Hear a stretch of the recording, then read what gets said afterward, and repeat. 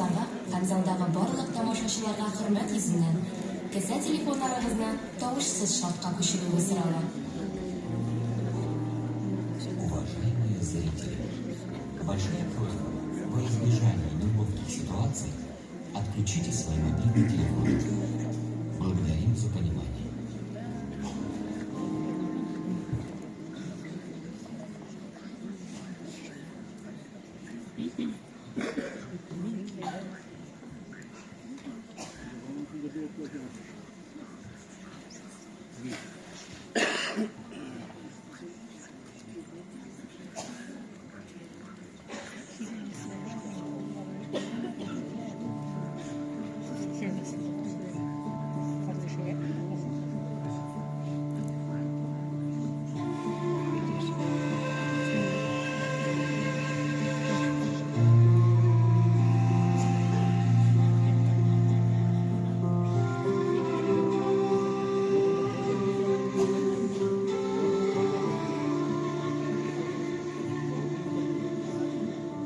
Мәхәббәтнең сыры шундадыр. Йөрәкләр бер-берсен тоеп, ишетеп тибә. Күңелләрнең бер-берсенә тартылуы, омтылуы зәңгәр ялкын булып күзләрендә чагылды.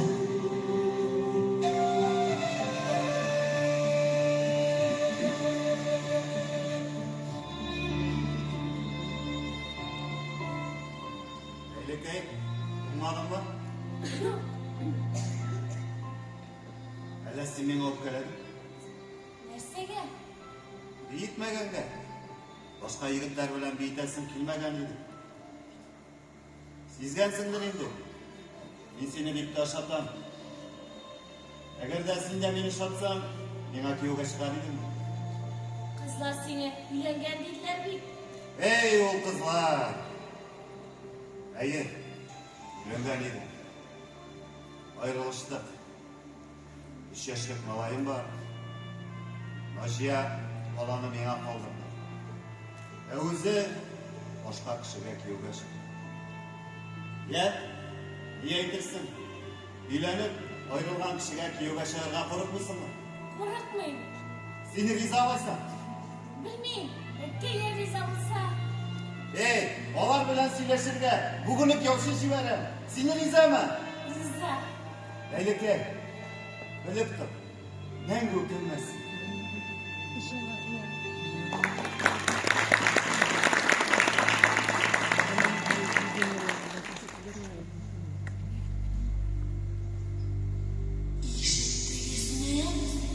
Ни булган?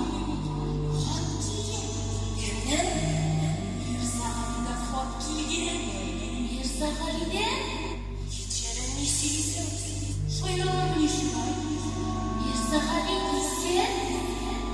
Эй, Раббым, исән.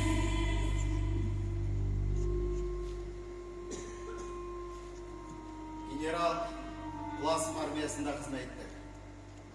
Генерал Евсарга сатылган. Бөтен армиясын пленга бергән. Германияда бер лагерьдан икенче лагерьга күчереп беттеләр. Ашлыктан халык кырлагына 43 елны үземә җай туры килде. Бер немец алпавыты үзенә алды. Терлеге күп, җире күп. Шунда атлар карады. Ашарга интекмәдегәнсың. Ипи бәрәңге уйланча ашады.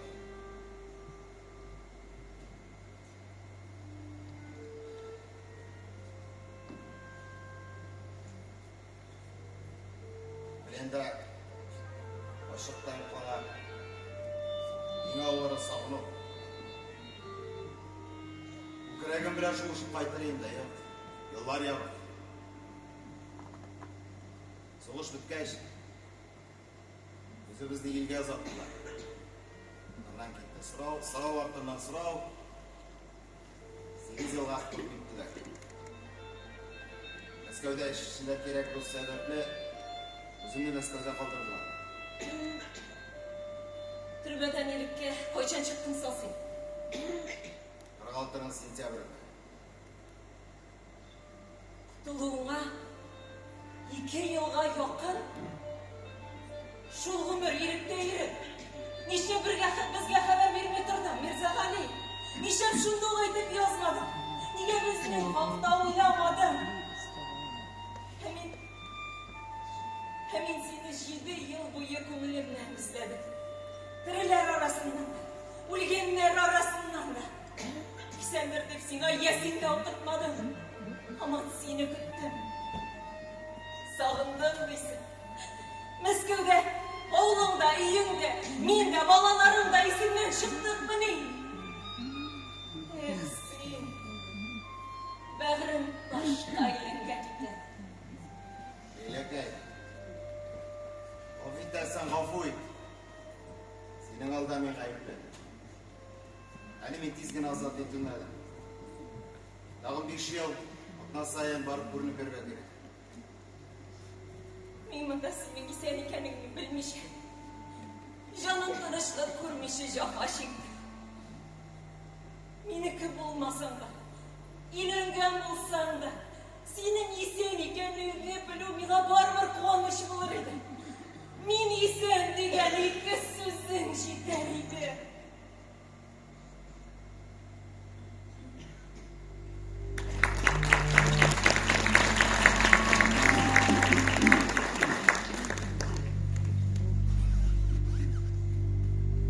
Лейлі Бәдәрне алырга Мәскәүдән улы кайткан.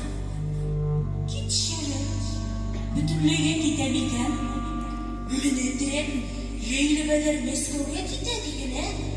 Куатлык көнендә рәхәттә яшәп кала инде.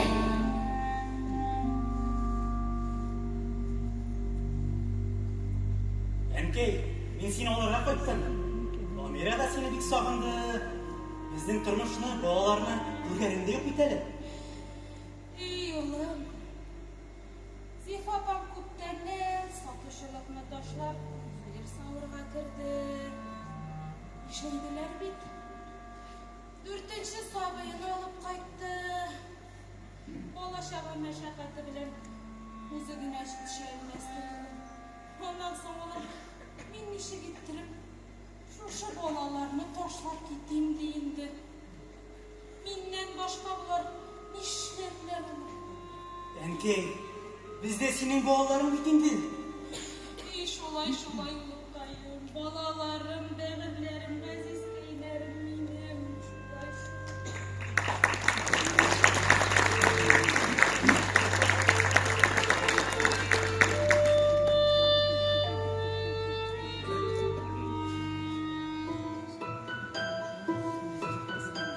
Ләгедәйнең әле мондый гаҗәеп хис туйганы булды микән?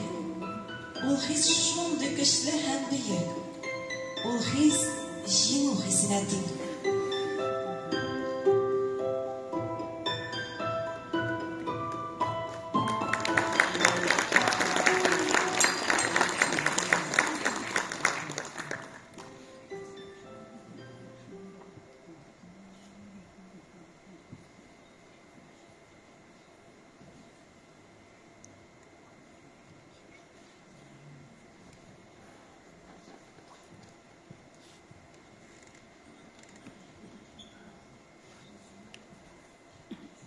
Гаҗәп яңгысын, шаулысын бирде Ходай. Гел һәм тәмле булып, җай кабатлансын шулай. Нәкъ Ходай теләгәнчә без яшәдек, гомер иттек. Минем бердән-бер очышка, көземә килеп җиттек. Бу тапшырыбыз гомер көзенә кергәч зур очыш ясаган, өр-яңадан ялкынланып яши, иҗат итә башлаган Роза Шакировна Хәбибуллина турында. Роза Шакировна укытучылар гаиләсеннән. Укытучы һөнәренең бөтен яклыкларын, ни дәрәҗәдә авырлыгын күреп белеп үскән кеше. Шулай да ул үз язмышын мәктәп белән бәйләүдән, әти-әнисе һөнәрен сайлаудан курыкмаган. Сорау тулы күзләр сиңа карый. Бер сораумы, йөзме, меңәме? Бер мең сүзен куй, юк, әйтә күрмә, кичермиләр алар белмәүне. Син белергә тиеш укытучы, ни сырлар шуны белергә. Укытучы бу шундый эш, белгәнеңне кирәк бирергә. Роза ханым мәктәпкә 1959 елда Алабуга дәүләт педагогика институтының рус теле һәм әдәбияты факультетын тәмамлап килә. Аның беренче дәресләре тәүбә хис кичерешләре, икенче мәктәп белән бәйле. Аннан ул хезмәт юлын беренче мәктәптә дәвам итә. Роза Шакировна сабыр, түземле, кешелекле кеше. Көнчелек, тәкәбберлек кебек сыйфатлар хас түгел аңа. Укымышлы, зәвыклы, зыялы, шул ук вакытта гаять тыйнак, гади кеше ул. Роза Шакировна һаман кызлар кебек. Лаеклы булуына да карамастан тик ятмый ул. Район хастаханәсендә китапханәче булып эшли, иҗат итә. Геройлары белән янып көеп, тормышның үзеннән көч, дәрт, илһам алып яши. Шушы яктан, шушы туфрактан без, шушы җиргә бәшеп кайтырга таулар җырлап, чишмәләр шыңлап, янкеләр зурлап чакыра. Шушы якта безнең хезмәт калсын, мирас булып килер яшьләргә. Шушы яктан, шушы туфрактан без, шул туфракта яссын яшәргә.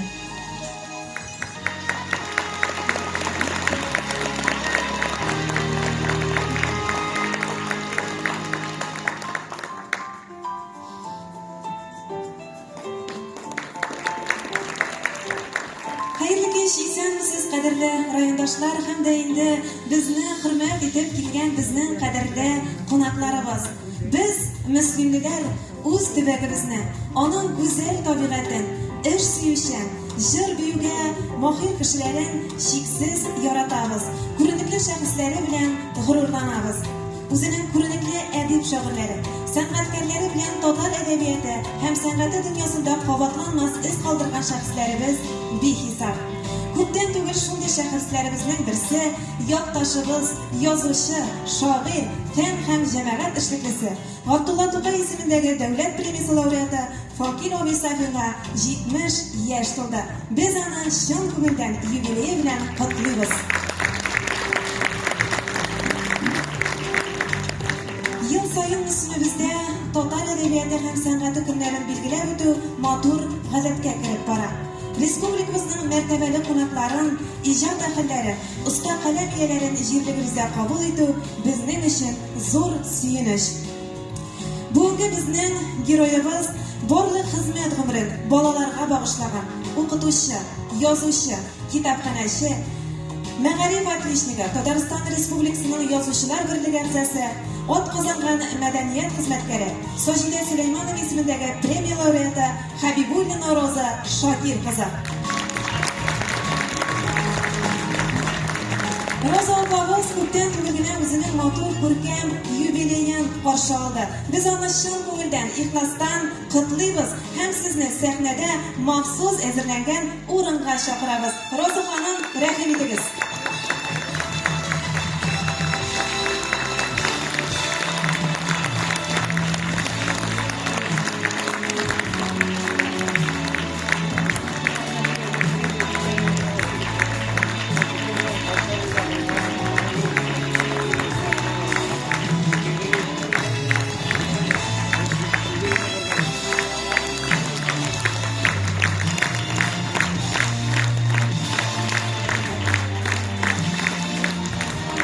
Güzel sözlerinin yaşın edu gelişli bulmasa da bugünkü giriyoruz gümürden matur baskışında 90 yaşlı yubileyin karşılayıp hem biz ona İhlas'tan şuşungi kurken matur yubileyi bilen kutlayız.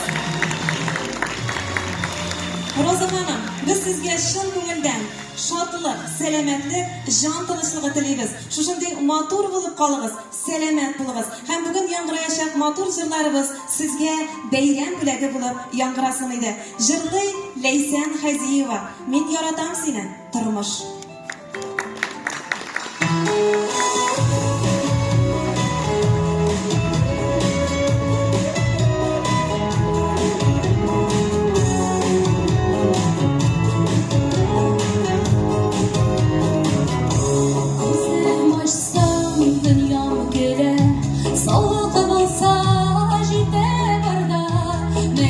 Tanımaz yüreğim var, ruhlandırıp duralgan. Etken gazizlerin hayırdığa hava dilep, süyen yarım balalarım, onlar mimanı kaderek. Min yaradım seni durmuş, mimit sina aşık etken, yoklar sina yoklar öpken, min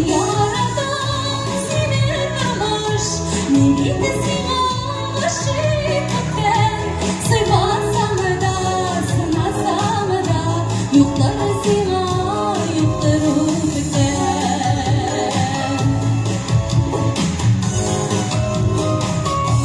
Дуслар белән яшәү җиңел, дус ише белән яшәү җиңел. Һәр мизгелдән тәбиәт табып, эй сөенәм минем күңел. Эшли микән, эше булмак, җанга якын җитмәс һөнәр. Бәхет көтсен туар таңда, имин булсын илләр көннәр. Мин яратам сине тормыш, мин бит сиңа гашыйк күптән. Сыймасам да, сынасам да, юктыр сиңа, юктыр үпкән. Мин яратам сине тормыш, мин бит сиңа гашыйк күптән. Сыймасам да, сынасам да, юктыр сиңа, юктыр үпкән.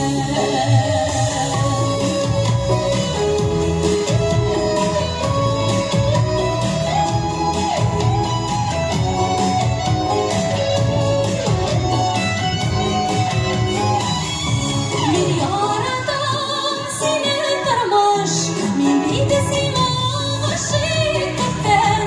Сыймасам да, сынасам да, юктыр сиңа, юктыр үпкән. Мин яратам сине тормыш, мин бит сиңа гашыйк күптән. Сыймасам да, сынасам да, юктыр сиңа, юктыр үпкән. Сыймасам да, сынасам да, юктыр сиңа, юктыр үпкән. Сыймасам да, сынасам да,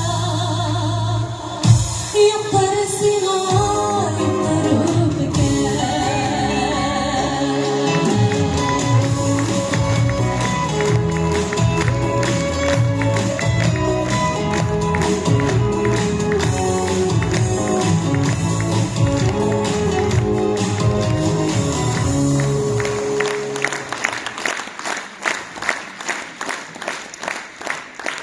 Hürmetli tomoshachilar, qadrli bizning yubillarimiz, bugun bizning zalımızda muhtaram qonaqlarimiz da o'tira.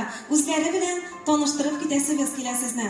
Misri munisipal rayon boshlig'i o'rinbosari Ahmadjonov Ozod Mujohidullo, shoir, dramaturg, yozuvchilar birligi raisi, Tataristonning old qozongan san'at ishliklisi, Abdulla Tug'ay ismidagi davlat premiyasi, Tataristonning xalq shoiri Irkail Zaydullah.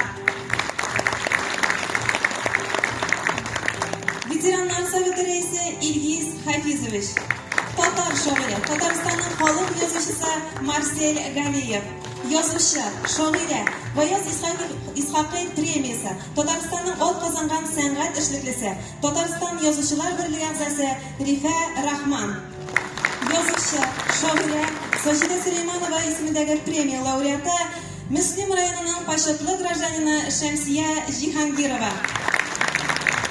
Tatar yozuvchisi, Tataristonning xalq yozuvchisi Nabira G'iymatdinova. Terjemachi, Tatariston yozuvchilar birligi a'zosi Sochida Süleymanova ismidagi premiya laureati, Tataristonning old qozongan madaniyat xizmatkari Gavhar Hasanova. Tatar shoiri, Tatariston yozuvchilar birligi raisi Abdulla Tug'ay ismidagi premiya laureati Muhammad Mirza. Tatar dramaturgi, bolalar shoiri, Tataristonning old qozongan san'at ishliklisi Rafiz Qurbon. Shoir, Tatariston yozuvchilar birligi a'zosi, Tatariston Respublikasining old qozongan fan ishliklisi, Tatariston Respublikasining old qozongan san'at ishliklisi Rifat Jamal. Tataristonning yozuvchilar hamda jurnalistlar birligi prezidium a'zosi, Sholli shahrining maqtovli grajdanini, Tataristonning old qozongan madaniyat xizmatkari Rahmon Shafigullin. Jurnalist, Tatariston Respublikasining old qozongan madaniyat xizmatkari Rashid Minhash.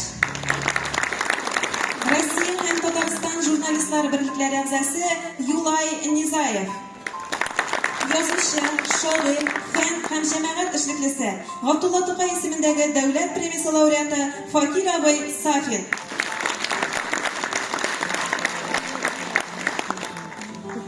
шагыйрәсе, балалар язучысы Саҗидә Сөләйманова һәм Илдар Юзиев исемендәге әдәби премиялар лауреаты, Татарстанның ат казанган мәдәният хезмәткәре Әлфия Мирзанур кызы Сиддикова. Татар шагыйрәсе Рафаэль Тифатуллин һәм Саҗидә Сөләйманова, Кояш Тимбикова премиялар иясе, Татарстанның ат казанган мәдәният хезмәткәре Минзифа Хәйретдин кызы Әхмәтшина. Язучы, мәшһүр татар драматургы Габдулла Тукай, Саҗидә Сөләйманова исемендәге премиялар лауреаты, Татарстан Республикасының халык язучысы Фуат абый Садриев. Якташыбыз, шагыйрә, бик күп җырлар авторы, Татарстанның ат казанган мәдәният хезмәткәре Лилия Садриева. Балалар язучысы, шагыйр, Татарстан язучылар берлеге әгъзасы, Татарстанның ат казанган укытучысы, Мөслим районының мактанлы ватандашы, Татарстанның ат казанган сәнгать эшлеклесе Мөҗәһид Әхмәтҗанов. Барлык планнарыбызны тагын бутаклар, көчле алкышларга күмигәле. Bizning залыбызда юбилярыбызның туганнары, балалары, коллегалары һәм дә инде ан белем биргән укучылары да утыра. Аларга да көчле алкышлар. Кадерле тамашачылар, бүгенге кичәдә Роза ханым Шакир кызының күркәм иҗатын бергәләп күзәтик, искә төшерик. Шатлык куанычларыбыз уртак булсын. Хөрмәтле тамашачылар, кадерле юбилярыбыз, Кутлау өчен сүз Мөслим муниципаль район башлыгы урынбасары Әхмәтҗанов Азат Мөҗәһид улына, Татарстанның халык шагыйре Рыкаил Зайдулла, ветераннар советы рәисе Илхис Хафизовичны сәхнәбез түренә эндәшәбез. Рәхим итегез.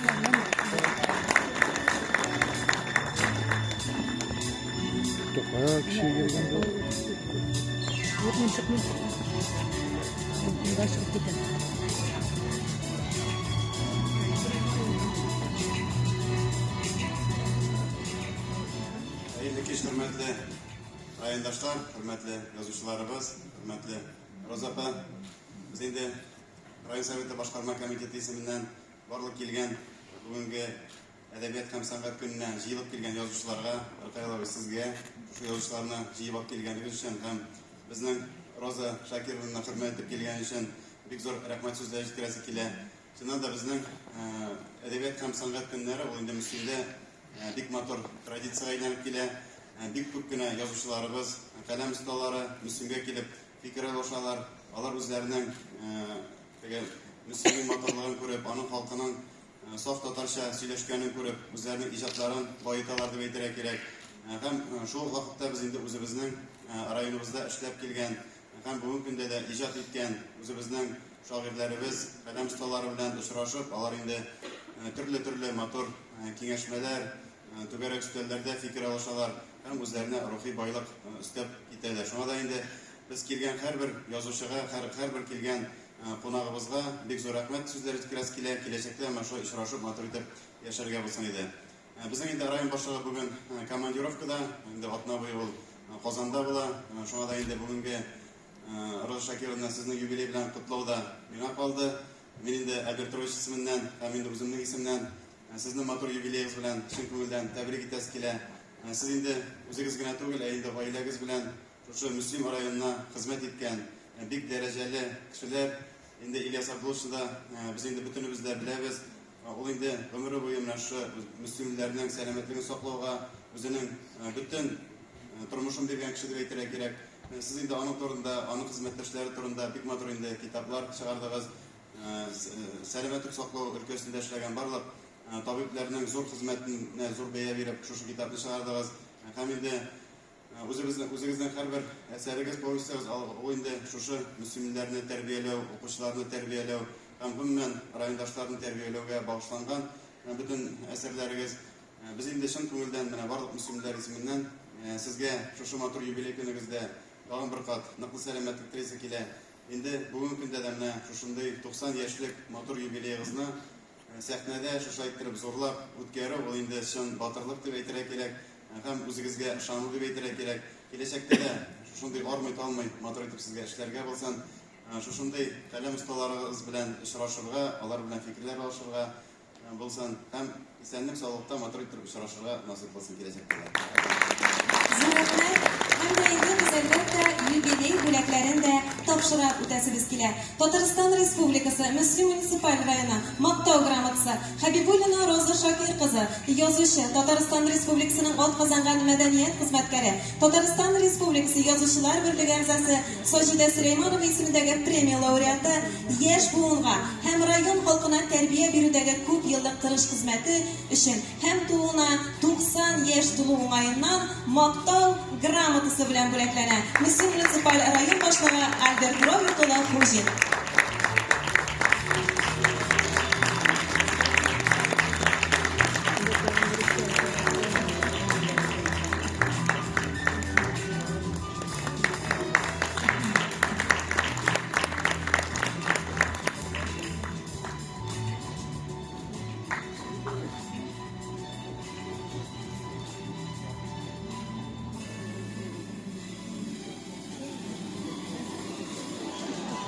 Юбилейimiz bizim motor kişiler bilen бүләкләнә, biz инде аңа көчле алкышларыбызны белән итәбез.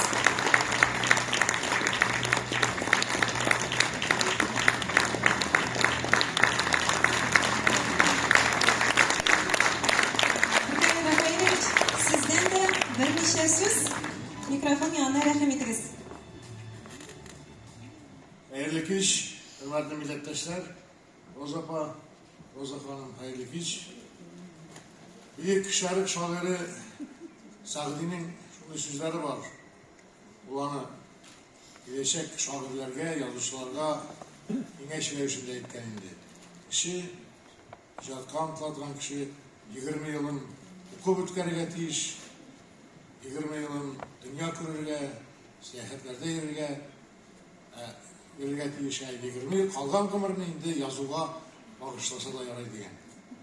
Buna benimse Rozа апаның да ижад тұрмышы кіре, ол мектепте оқыған, юғары оқу йортында оқыған, енді дүния көру саяхатларға келгенде семинан әлбетте Сағди Дубайға баруны, Күршегелге баруны күзетмағандыр. Ол кіші көңіліне саяхатны күзеткен.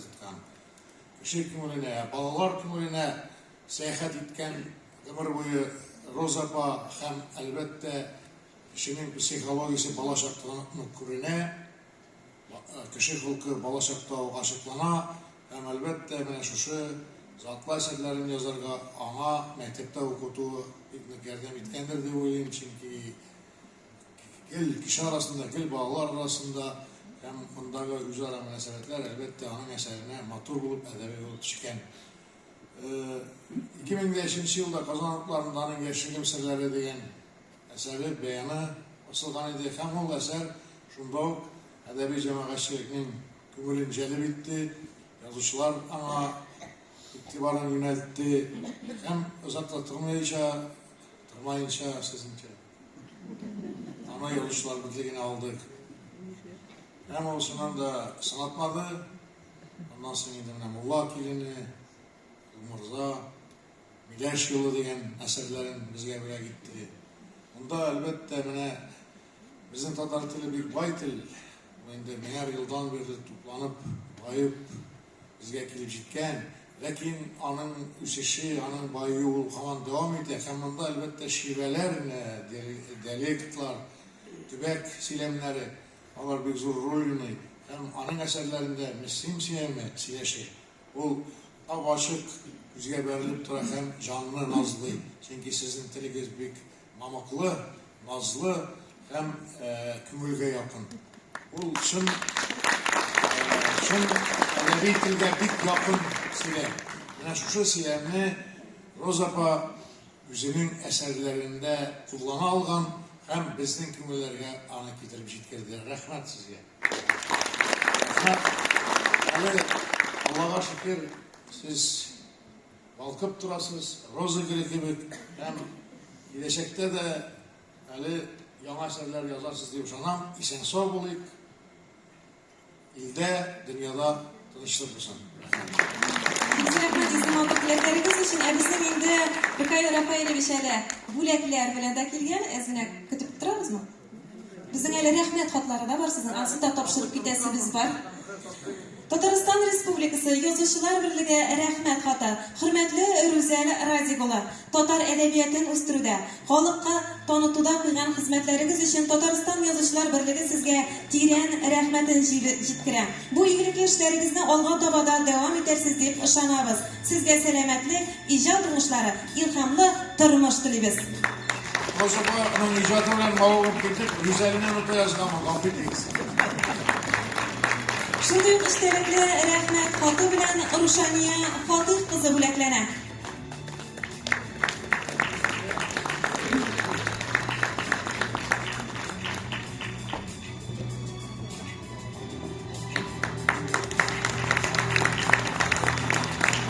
Rahmat xati Sheshat beylama ham istalikda fotosurat. Rahmat, biz endi yubileyimizni qutlashga davom etamiz. Rahmat etamiz. Hayırlı kış, hürmetli cemaat, hayırlı kış, zakirler. Biz bugün uzunçelikli şahıs bilen çalışacağız. Onun ömür beyramını ortaklaşacağız. Arar zakirler ömür beyramına okutuşu olgan kişi, uzun bütün ömrün balalar terbiyelewge, bilim berүүгө bagışlagan. Amma lakin mine layıqlı şıkkaş, ol indi ikinci yana suluş alıp, yana akınlar bilen söylene başladı. Elbette edebiyette ülken yaştaki kişiler olar bugün de şaktı. Amma lakin Arar Şakir'ne indi 80 yaşına yetkende gine hali yazışçılar sayısı ağzası oldu. Bu mağayın bizim Tataristan yazıcılar sayısında sirat kurulmuştu. Ama tağın üzünçelik şunda o özümüzün Müslim tirliginde, Müslim şireminde yaşayıp, yürüp, onun tabiatında bulup, özümüzün arada bulgan kişilerini, obrazlarını süretleyip. O görevlerini özümüzün oradan ala. Elimle şu Allah'ına başlanıp bitken Allah kelinde görüşünde o bizning arayımızın duruş hem yana seyit avulları kişilere turunda var. İkincisi o Arar Şakir'in bizge özünün bir veteran ülken yaşta bulma karamastan şurunday aktif bulu bilen, selamet bulu bilen, selamet turmuş alıp barı bilen örnek. Ama bizning veteranlar ona şurunday onun safında basıp ona layıklı yaşaydan tadılar. Bu bizning için layıklı turadi. Arar Şakir'in men sizne ihlas ko'ngildan Rayu Veteranlar Совeti iseminden, ülkenler iseminden tebrik ederim. Şol vaqtda Respublika Veteranlar Sovetida sizni hurmatlab tebrik ederim.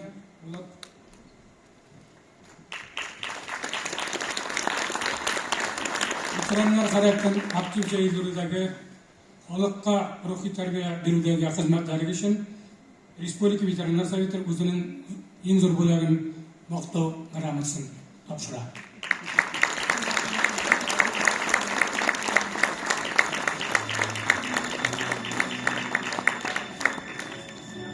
Rahmat, motor izgi tilaklaringiz uchun bunday endi biz sizning o'zingizdan o'rinlarimizni uzatamiz. Roza xonim, hurmatli tomoshachilar, biz barliq motor tilaklarni motor jirg'a tirib berasimiz kelar. Jirli Ildar Sagdiyev, rahim etib tinglaymiz.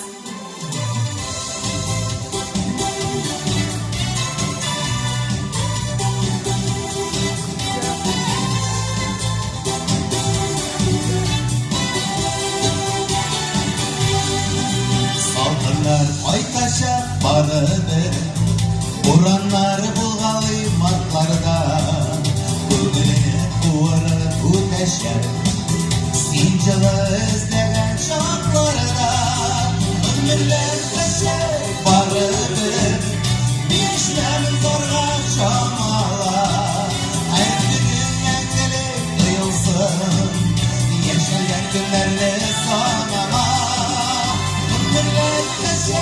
Barır, düşmem karga şamala, her günün endili duyulsun, yaşayan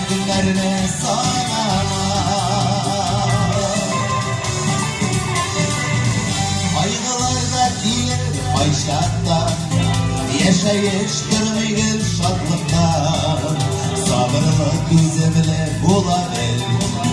Ülkenip yaşama akıtta. Ömürler teşe varıdır. Düşmem zorga şamala. Her günün mengeli kıyılsın. Yaşalgan günlerine sanama. Ömürler teşe varıdır. Düşmem zorga şamala. Her günün mengeli kıyılsın. Yaşalgan günlerine sanama.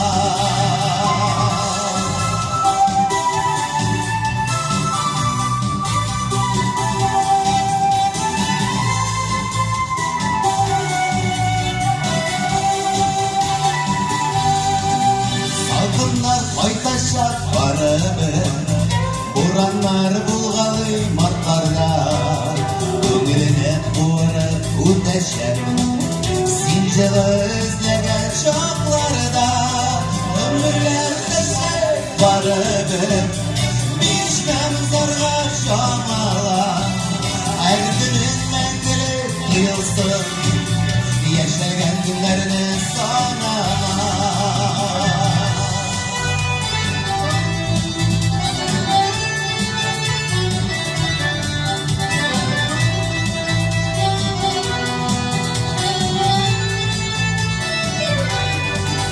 Ömürler teşe varıdır. Düşmem zorga şamala. Her günün mengeli kıyılsın. Yaşayan günlerini sanama. Ömürler teşe varıdır. Düşmem zorga şamala. Her günün mengeli kıyılsın. Yaşayan günlerini sanama.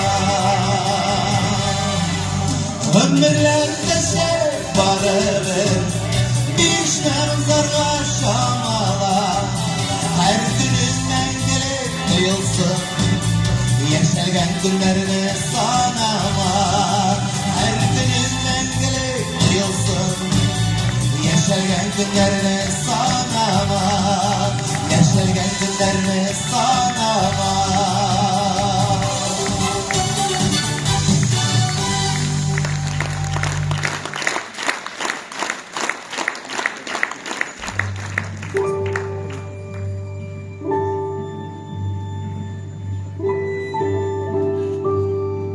Tire-yağına varayım da dünyanın güzelliğine isim gider.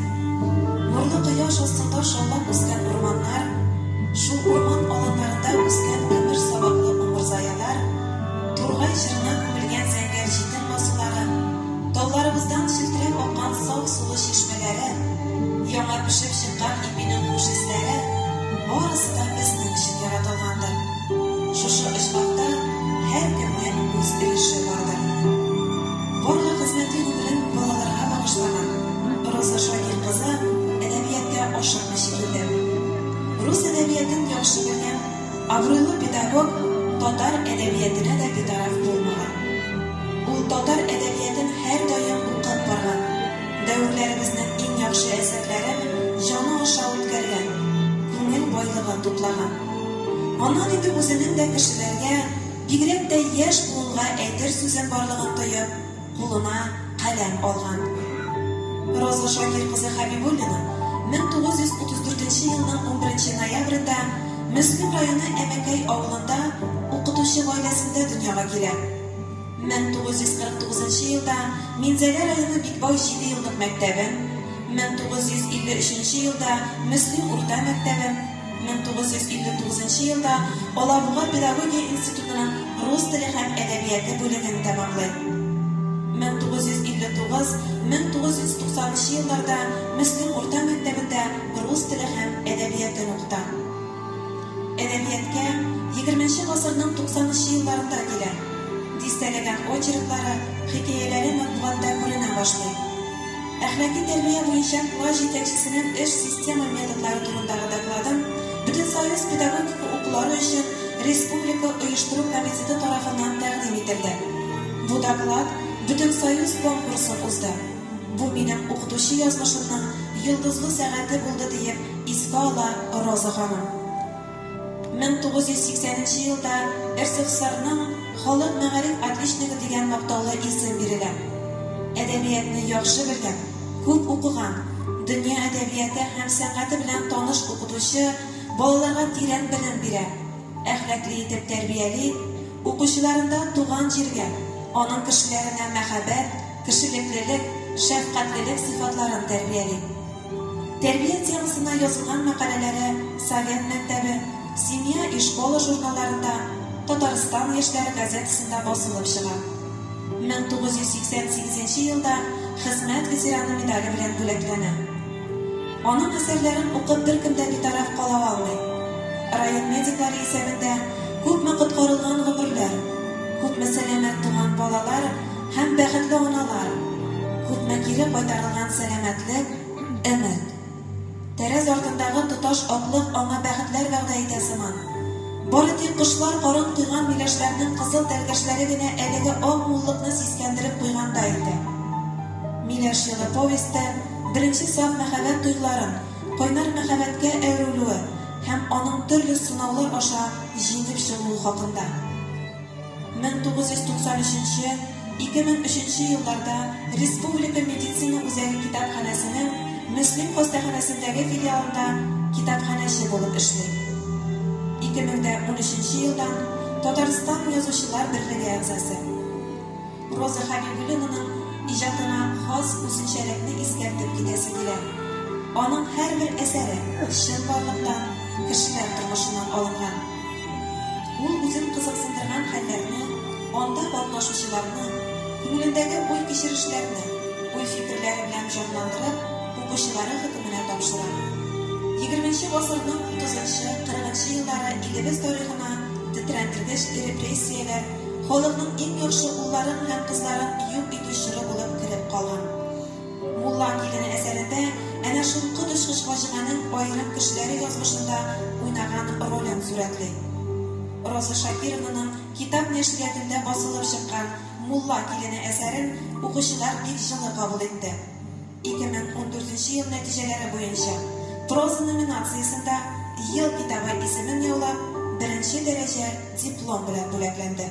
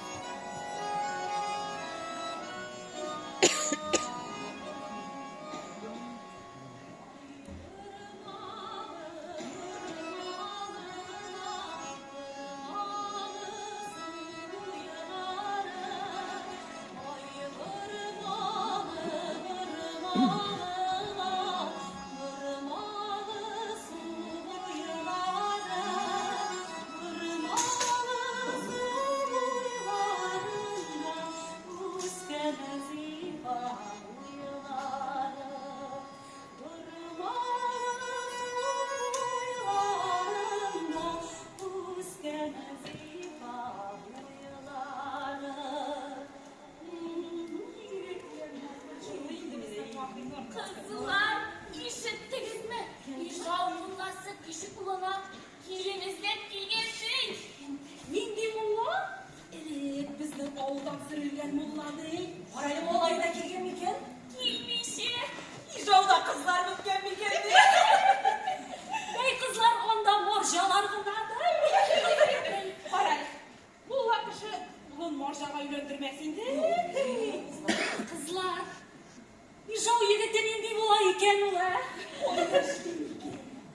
Kimni dinleyler miken? Mine şunisi kızg'alig'imda. Kızlar kimning balasin yunni kishiga berasi kelmasin endi. Mirin Ayaz mullani minib evi kelbek yaxshi bilar ekan. Etisi Nizomiddin mulladan so'ng ovulda mulla bo'lib qolgan.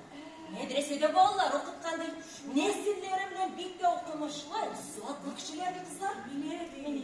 Bu xabar yigitlarimizni sog'aytib, o'zimizni qizlarni shitlarga yuborishga sebebimiz yo'q. Mide eshitdim. Mulla Nur bizning qizlarga tiyib kira qarasın. Mulla malay deb qarab turmamiz, ort sabag'ini o'qitirmiz.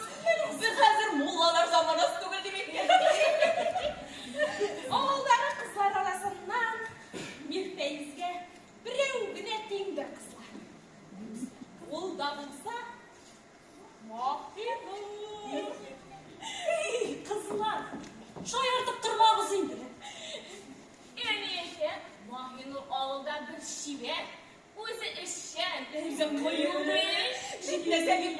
дәрдә кызлар.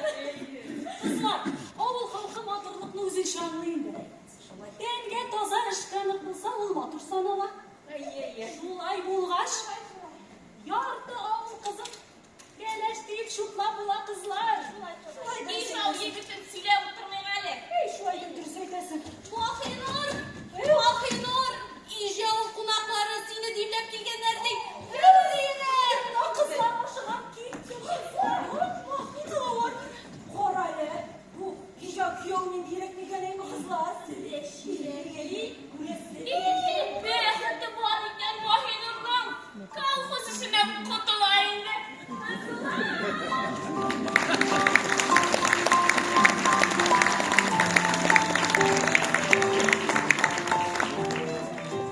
Роза Шакированың гомер бәйрәме 90 яшьлек юбилей белән котлап, бүген безнең залыбызда мәгариф бүлеге җитәкчесе Хәбибуллина Лилия Ягдиевна һәм дә инде юбилярыбызның коллегалары Роза Нагимова һәм Клавдия Тихонова да биредә. Сәхнәбез түренә сезне дәшәбез. Рәхим итегез.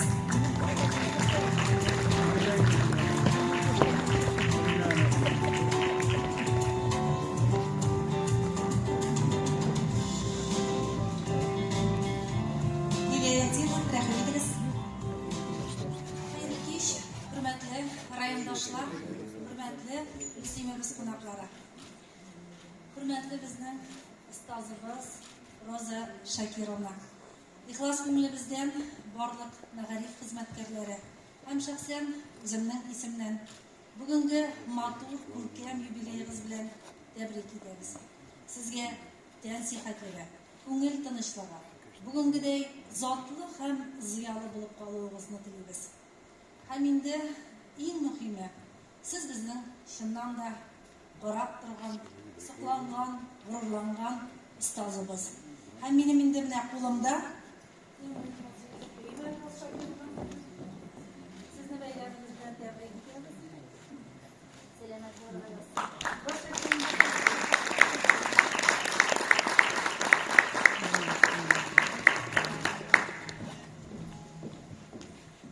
Безнең Мөслим лицейында бер төркем ветеран укытучыларыбызның үз куллары белән язылган истәлекле язмалары бар. Һәм мине сезнең рөхсәт белән шушы язмаларга тукталып китәргә рөхсәт итсәгез иде. Сез үзегез беләсез микән әле? Менә минем кулымда 89 елда Алабугада чыгарылган буклет. Ул сезнең педагогик хезмәтегезгә багышланган. Һәм инде менә сезнең үз кулларыгыз белән язылган язмаларыгыздан берничә үзек укып китәргә рөхсәт итегез. Мне дали 9 класс русский и 5 А класс тоже русский, куда меня назначили классным руководителем. Нагрузка у меня была всего 12 часов. Тогда учащихся было мало, поэтому молодым учителям уроков доставалось мало. Зато общественной работы было достаточно много. Я по своей инициативе организовала литературный кружок. На занятиях кружка знакомила ребят внепрограммными произведениями литературы. Силами кружковцев впервые в истории школы провели осенний бал, причем костюмированный. Первыми моими учениками были Иванов Альберт Викторович, мои сестренки Абдуллина Инже, Ралимова Светлана, Фатхуллин Джек, Семенов Коля и многие другие. Каждый год готовили крупные драматические произведения русских, советских и зарубежных писателей и ставили на школьной сцене. Сцены-то не было, был один единственный спортзал, где проводили все мероприятия. Драму Островского «Гроза» готовили полгода и успешно выступили на сценах Муслимовой и деревни Шуган. Удивительно талантливо сыграла роль кабанихи Ханова Тамара Мухаметовна. И еще один отрывок. Уроки русского языка и литературы имеют благодатный материал для нравственного воспитания. Я никогда не упускала этой возможности. Учила ребят доброте, трудолюбию, умению сострадать чужому горю. Из заработанных в колхозе денег много раз послали деньги в фонд мира в помощь детям разных народов. Например, детям Алжира и Никарагуа. За милосердие, патриотизм и борьбу за мир мои ребята получили благодарственное письмо и грамоту от Фонда мира за подписью председателя Фонда мира СССР, писателя Бориса Полевого. Уважаемая Раиса Акиловна, ваши воспоминания мне выпала счастливая судьба учить детей познавать мир, людей, самих себя, сотрудничать с людьми с чистой душой, какими являлись мои ребята. Я благодарна моим ребятам, всем без исключения, которые озарили своей добротой и любовью мои долгие годы. Расшакирым байрамыңыз белән. Зурабадагы депутат теләкләрегез өчен рәхмәтегез. Хезмәттәшебез Роза Шакировна. Сез безнең коллективта иң хөрмәтле, затлы, зиялы, әдәбиятны, сәнгатьне яратучы, балаларның күңелен аңлап, аларны яклаучы, саклаучы булдыгыз. Без сезне бик хөрмәт иттек. Укучыларыгыз бик яраттылар сезне. Әле бүген дә сез алар белән очрашып, аларның рәхмәтен, ярдәмен тоеп, алар биргән җылылыкка төренеп яшисез. Бәхетле укытучысыз.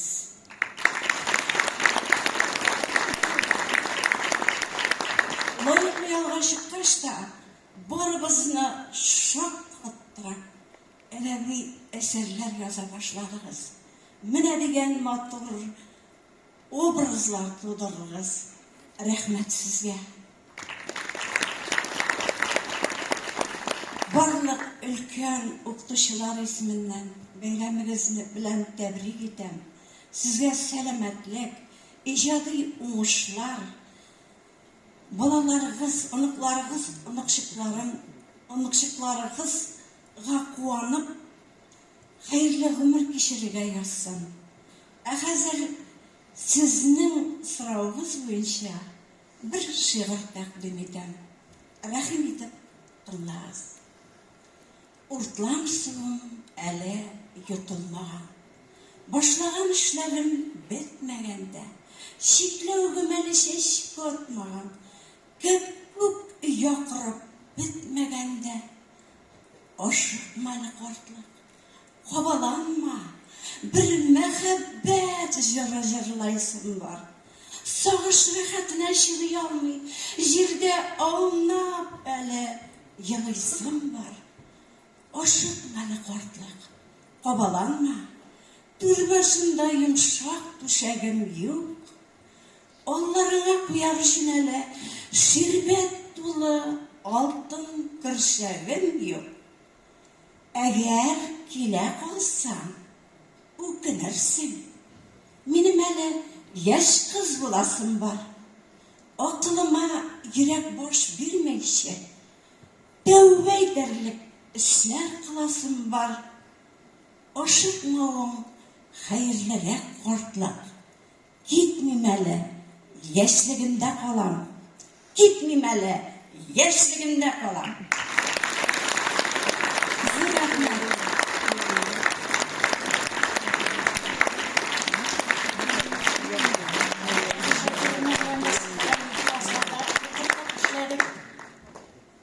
Җәй буенча без аның белән очрашуга җөрибез. Җәй 50 еллыкка, җәй 45 еллыкка. Шулай итеп, без аның белән җәй сайын очрашуларда җөрибез. Мин аңа кайвакытта замечание да ясыйм инде. Изрәк күп сөйлисез инде, мин әйтәм, телле кешеләр бигрәк күп сөйлисез дип туктатам да, ачулана да инде моңа тагын бетерешәбез. Раиса Акиловна бик матур эшләде гомергә, параллель классларда. Бик матур чакыруларга җөрибез, бик хөрмәт итәләр. Sizni особо, meni de şuna yertip hürmet edemen.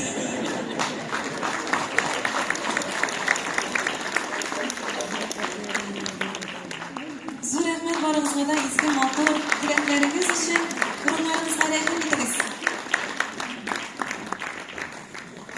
Şulay indi bizning Bulat Ali opşılıp ketmişidir. Bizning eli tağın eyteler. Şulay indi Roza Hanım'dan 10 bilim birgen okuşulары da bizning zalımız türünde otura bizim dağlarına sahnemiz türünden deşesimiz kile Şeyh İslamov Rasih Efendi, Vitaliy Afanasyev, Razali Akberova, Feyruze Mustafina, Elekzeli bizning endi hürmetli yubilarimizning okuşulары sahnemiz türüne rahim ediniz.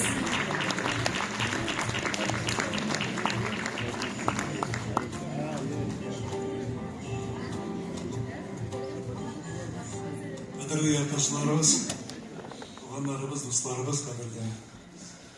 Biz Shakirani shunday adabiy shoshida chegara yo'llar bilan boshlanishi bo'lmasligi o'qituvchima esimga oltin so'qmoqqa dev oyoq bosgan kunim, dev boshlab maktab eshigin urilib ochgan kunim, seni o'qituvchim shunday nozlab qaradim ko'zlarimga. Sünnetlik zor dertler soldan belekaş yüreğime. Sen siledin bəxtimnin aklığı doğrusunda, tuğan jirdagi halkımның şadlığı doğrusunda. Sen jiteklep mindin meni, tağlarının biyigine, alıp gittin dalalarga, dengizning kengligine. Sen yaratırga öğrettin, her bir bizegin jirni. Yıldızlı zengər ko'klarning sirlarini açıp berdim.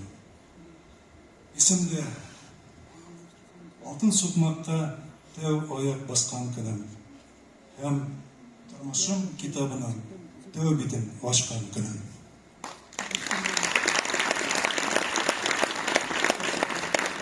Shakirani biz 1974 yıldan 10 B klass çıkarılışı okuşuları bektimleri bugün sizinle şu zor bayramınız 90 yaştaki yüreğiniz bilen şimdi onunla kutluyoruz. Biz bir bəxtli babaları bulduk çünkü durmuş bizni sizinle bilen çalıştırdı. Hem kişi olarak biz bir sizge kutlu. Nega deganda siz bizge bir zor terbiye verdiniz, bir zor bilimler verdiniz. Bizni bek nıq ettirip rus tili edebiyatını hem grammatikasını okuttınız. Biz hamon da bek usta kullanabız bu bilimler bilen. Hamon da işleymiz. Hemen de benim подчиненный сотрудникларны hamon da bek nıq kuvam. Ataları bulsa dokumentlarını birsinde koymayayım.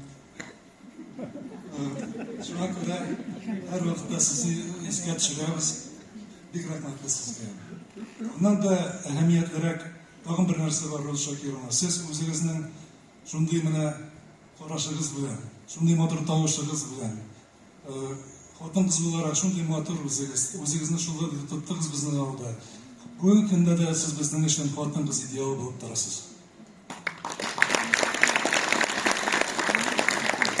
Endi bu yillarda motor asarlar yozasiz, Soyuz eslatali ishlarni bo'ldingiz. Biz bu ayyorlar bilan bek g'ururlanamiz.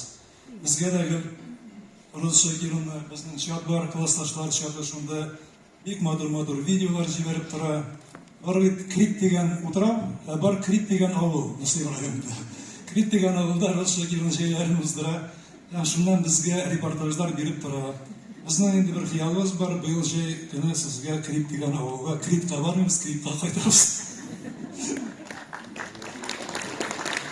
Roza Shakirani bizni bek yaratamiz, hurmat etamiz sizga, salomatlik, baxtli bo'lsin, umr tilaymiz. Ijod chishmalaringiz bizni quvontirib, hali uzoq yillar shiltirab boqsinlar. Zuriyatli izlimotor tilaklarimiz uchun edagi yubilarimizdan shodlik biz tilaklarimizni topshiramiz. Albatta endi esdalikka fotosuratga tushamiz. Dilabilimdan bir necha so'z rahim etamiz.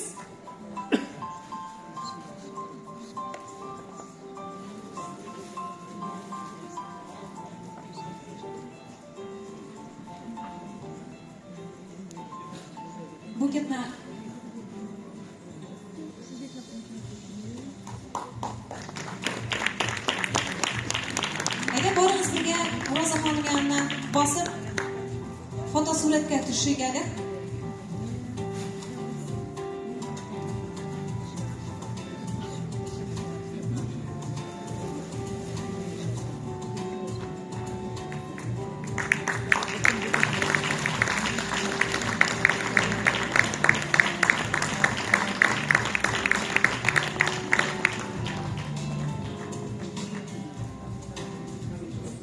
Зур рәхмәт изге матур теләкләрегез өчен. Без инде дәвам итәбез, рәхим итегез. Бездә җәтим булып калмый әле барыгызга да хәерле кичләр телим. Шундый матур әдәби кичәгә җыелдык барыгызда. Кадерле, хөрмәтле безнең класс җитәкчебез Роза Шакировна, сезне чын күңелебездән улуг шундый матур гомер бәйрәмегез белән, юбилеегыз белән котлыйбыз. Сезгә ныклы сәламәтлек, исән саулыгыз әле, күңел тынычлыгы. Балаларыгызның, оныкларыгызның, оныкчыкларыгызның кадер хөрмәтен тоеп, әле күп еллар шулай яшәгез, иҗат шишмәгез саякмасын, шундый матур әсәрләрегез белән безне барыгызны да район халкын, гына түгел Татарстан халкын сөендереп торыгыз. Без инде бик шат алдагы чыгыш ясаучы белән 1900 килешәм. 7 ел безнең класс җитәкчесе булып торганга менә шундый күп матур вакыйгалар булды безнең сезнең белән бергә шулай связанный димме. 4нче класстан алып мәктәпне бетереп чыгып киткәнче хәтлек безне ул баласына инде теге Шолы Казан шәһәре күрүдә әллә ни булгандыр инде. Кайсыбызны әнисе, әтисе безне шунда алып баралган. Урыкмыйча 30 фәлән баланы 35 идек инде без. Беренче мәртәбә Шолы шәһәренә алып киттегез сез 4нче класстан соң. Яңадан Казан, Рига, Прибалтика, Ленинград, кайсы укытучы шулай курыкмыйча олы йөрәкле булып, теге жыл сайын каядыр без сәяхәткә чыгып китәбез. Ул инде походларда теге мин без инде шок катабыз, ничек итеп костёрда менә торт пешереп кыла. Искитмәле бит инде бу. Костёрда теге бәрәңге тәгәрәтеп була һәм шашлык пешереп була. Ә безгә Роза Шакировна костёрда торт пешереп ашатты. Шуны истә калган минем. Тегермәнлек бар бит инде Мөслимдә шундый күңелле матур җир. Без ел сайын укулар биткәннән соң шунда походка чыгалар. Һәм ул лодка каян килеп чыккандыр инде ул заманда. Лодка белән әле акның бу ягында гына калмыйча, ар ягына шу менә курыкмыйча 30 фәлән баланы чиратлап инде көймә белән теге ар якка чыгып, шунда палаткалар белән матур иттереп шундай жал иткәнбез. Сөйләй башласаң хәтерләр шундый күп. Ул хәзер менә сөйнеп туйгысыз үзем хәзер 37 елымны укытучы булышым Роза Шакировна. Һәм менә күп кенә сыйфатларымны үземдә, сезнең сыйфатларыгызны менә үземдә дә булдырасым килә. Сезнең менә һәрбер дәресегез, һәрбер тәрбия сәгатегез шундый матур, эстетик тәрбия бирә торган, шундый җанга рәхәтлек бирә торган дәресләр һәм тәрбия сәгатьләре бездә калган. Бөтен рус рәссамнары белән без тәрбия сәгатендә танышканбыз. Даже минем рус теле әдәбиятының консультациялары хәтле истә иде. Шундый матур иттереп. Аны даже теге уже сөйләгәндә, уже языртканда безгә билетлар белән бирәдек бит инде. Һәрберсе шундый даже аны ул билетларны укып та тормыйча уже бирегә булыр литературадан экзаменнар. Мин һәм бөтен укучыларыбыз без инде 1983 елга чыгарылыш класс укучылары исеменнән барыбыз исеменнән дә сезгә ныклы сәламәтлек тагын бер кат зур рәхмәтне белдерәсем килә. Алар барысы сәлам әйтеп калдырдылар. Хәбибуллина Роза хәзер программ шуның бу Канададан сезгә бик күп сәламын әйтергә кушты. Барысы да инде кайсыдыр чит илдә яши, кайсыдыр Мәскәүдә, кайсыдыр Казанда, Шолыда, бөтенесе дә сезгә тирән рәхмәтләрне белдерергә кушты.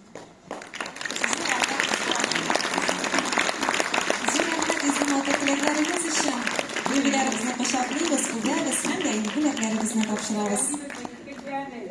Әлбәттә, рәхим итегез. Безнең аерымында укучылар бик күп икән. Рәхим итегез сәхнәбез түренә.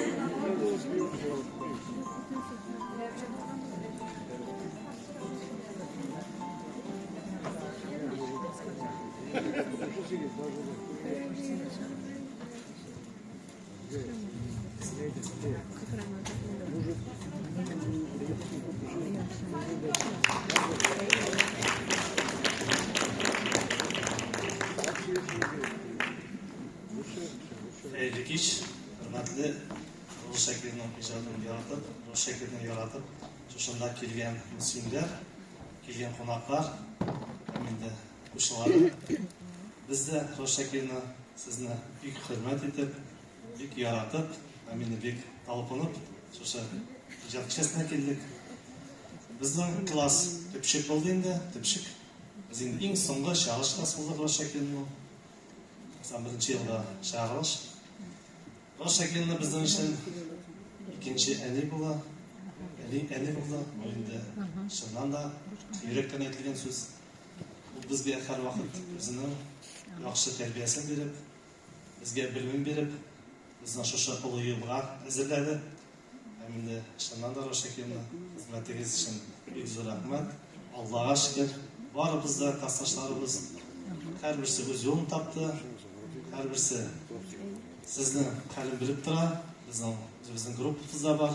Endi bizning shunday traditsiya 5 yil sayin uchrashib turamiz. Biz endi uzoqlarni 35 yil boshlab maktab bitirganga 5 yil sayin biz endi Ro'z Shakirni qanday kelmishik ketgan yo'q. Har vaqtda Ro'z Shakirni olib maktabga kirib, klassda o'tirib, bitta bo'lgan ebrlarni esga tushamiz. Ani сөйләп turmayman. Сөйләүчеләр ko'p bo'ldi. Biz endi Ro'z Shakirni sizga chin ko'ngildan o'zimizning sizning klass ismidan sizga salomatlik, ijodiy hamda o'ngishlar eskida salomat bo'lish, salomat bo'lish. Biz sizni bek yaratamiz, hurmat etamiz. Chin ko'ngildan yubileyingiz bilan. Ziyoratlaringizni motor, tilaklaringiz uchun amin. Shundan barliq aytilgan tilaklar da shinga oshsin.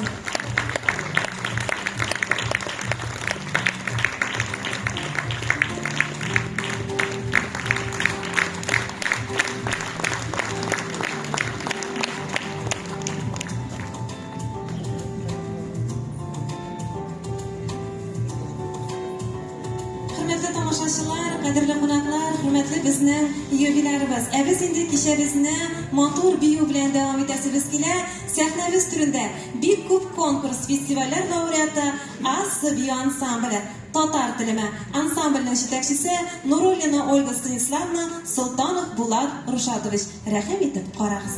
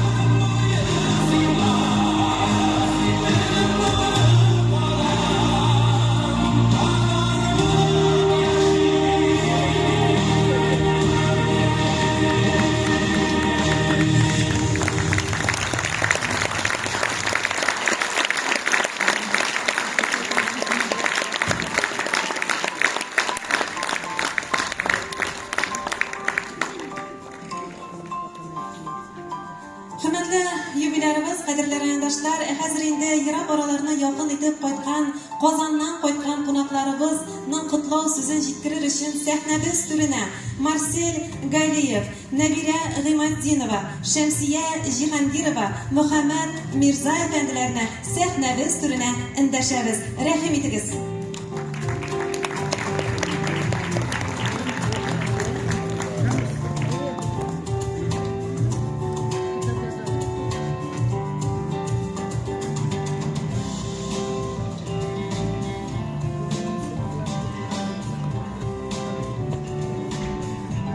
Рәхим итегез микрофонга.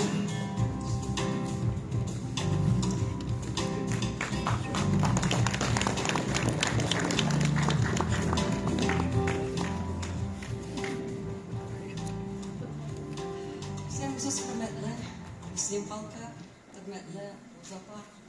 Менә 13-нче елда мин хәтерлим. Бу вакытта безнең Рабыз Курбан Язучылар берлеге рәисе иде. Без идарә әгъзалары безгә кабул итү комиссиясендә Роза Хабибуллина дигән язучыны тәкъдим иттеләр. Кабул итү комиссиясе менә шуны карагыз әле, әсәрләрне укыгыз әле диләр.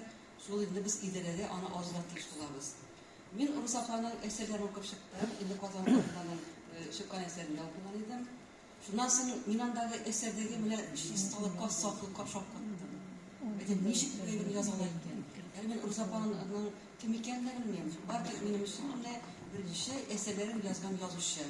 Ул чынлап та укытучы икән. Менә ул килеп керде. Безнең әле мин әйттеләр әле, ул инде өлкән яшьтә дигән. Ничек мәктәп өлкән яшьтә, шулай да матур итеп яза ала. Һәм менә безнең идарә утырышы башланды. Анда бит инде без хәзер һәр кандидатураны тикшерәбез. Аны турында сөйлибез инде. Роза апаны чакырып киттек. Бер мәмләт килеп керде. Шул хәтле матур ханым. Шаккаттым. Аның матур капкара чәчләре, аның йөзендәге мөлаемлек, аның йөзендәге менә әйтеп иткән затлылык әйме. Ул укытучы икән. Менә шул укытучы гына шушындый матур әсәрләр яза ала икән дип уйладым мин. Роза апа, монда бик озак сөйләргә безгә кушмыйлар. Әйме, мин кыскан әйтеп китәм әйме. Менә мин карадым да сезне әйме. Бүген менә монда сезне шуга укытучы сез әйме. Мәгариф артистыгы, язучы. Һәм минем сезгә тагын бер исем табып калдырам. Ул исем сез Муслимның ак әбисе.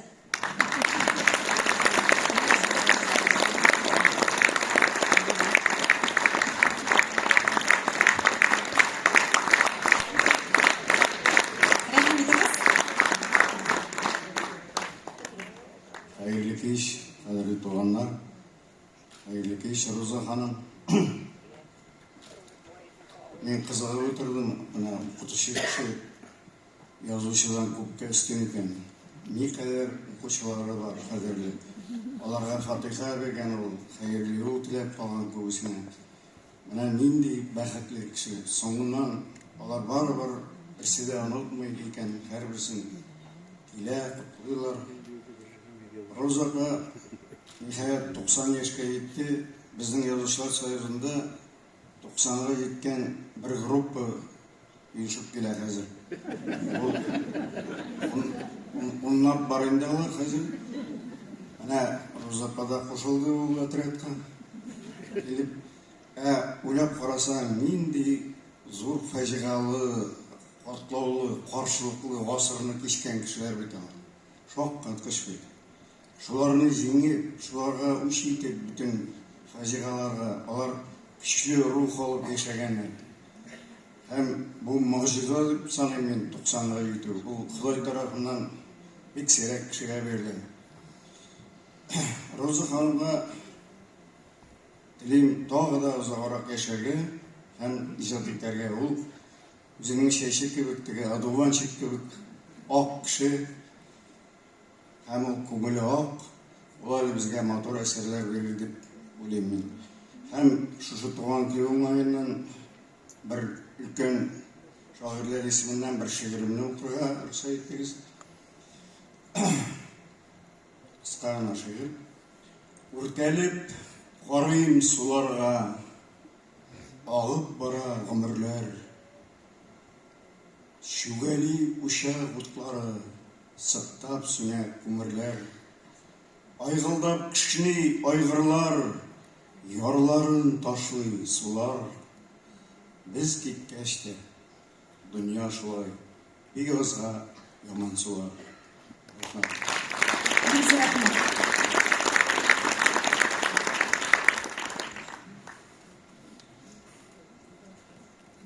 Урамда күз, уйларда күз, мөлдірәмә мұңсулық. Бусагада ғұмырым күзі, ихтиярым ол шымық. Түсләрдә бихисап, хисләрдә ташқын гел. Күзләргә кер дисәм, язлардай ташыйм бер. Күзләргә кер дисәм, җырмыңга уралам, сап-сары қыңғырау, сап-сары дугада.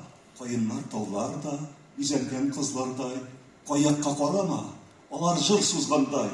Күзләрдә сарылык, җыр гына, моң гына, тауларга сарылып, тыңлыймын тын гына. Тауларга сарылып, күзләрдә җыр яна, җыр утка уралып, кем янмый күз ала. Йөрәгем ут кына, җаным ут йомгагы, утырып янам бит, кем килеп коткарыр? Күзләргә кер дисәм, җырмыңга уралам, сап-сары кыңгырау, сап-сары дугада. Күңелем җиз кыңгырау, күзләрдә шыңала. Кайтаваз булып бер, шыңлармын дөньяга. Роза ханым, кайтаваз булып дөньяга бик озак шыңларсыздар. Рахмәт сезгә. Хәерле кичләр, кадерле якташларым, килгән кунаклар. Иң авыры кеше сөйләгәнне көтеп тору. Мин аларны сәхнәдән төшереп җибәрәм. Марсель әйтә, син дә сөйлисеңме диде. Ләм бер әйтә, җырлый күрмәде. Шулай шалар төшеп китсеннәр. Зур рәхмәт, юбилярыбызны кочаклыйбыз һәм истәлеккә фотосурәткә төшәбез.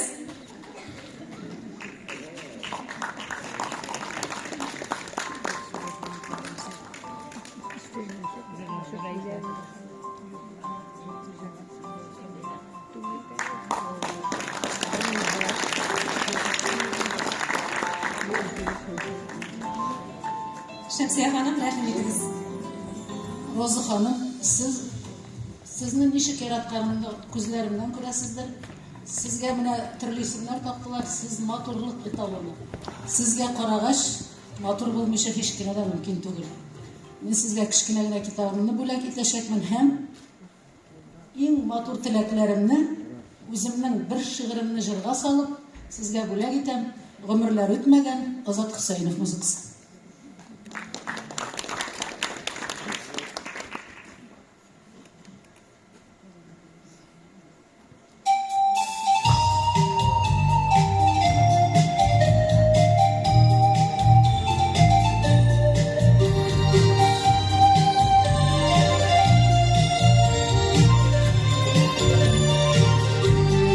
Şemşekler suladı, ömürler uzadı, güz kildi şirge dip mulanma.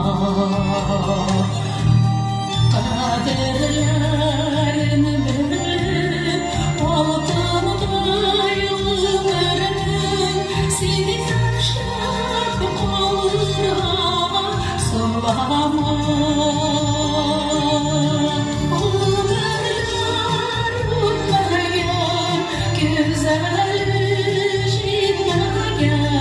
Siyemiz yanarız, yaşımız bitelir. Ömürler bitmeyen, güzeliz bitmeyen. Siyemiz yanarız, yaşımız bitelir.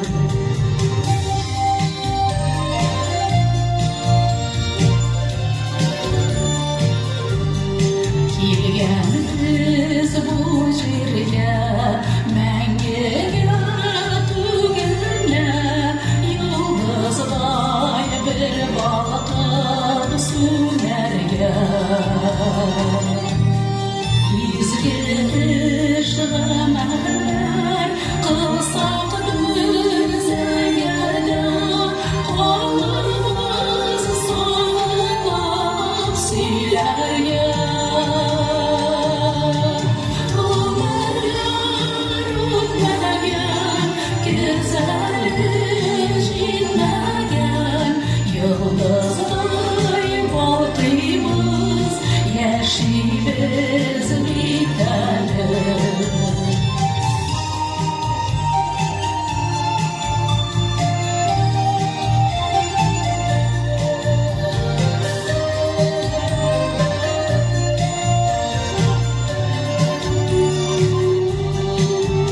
Иттердеп жерден тукталмас өмірлер, сөйерлер, янарлар безнеңчә.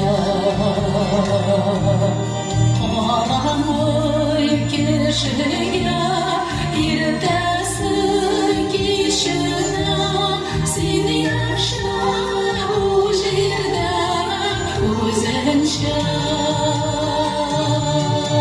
Ömürler үтмәгән, көзәле җитмәгән, сөйәрбез, янабыз, яшибез бит әле. Ömürler үтмәгән, көзәле җитмәгән, йолдызлай батыйбыз, яшибез бит әле. Сөйәрбез, янабыз, яшибез бит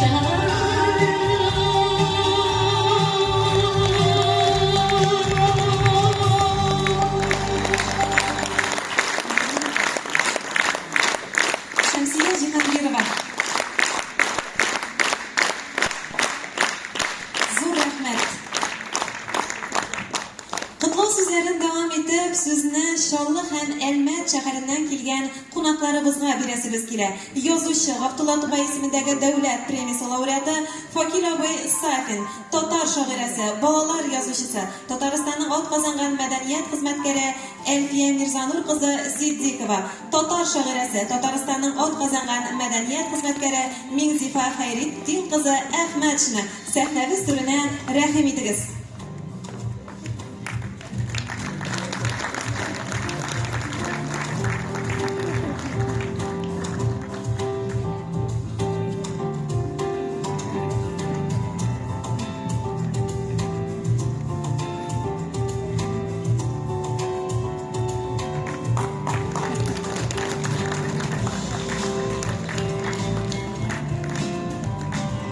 Атын кызлар белән сафлы.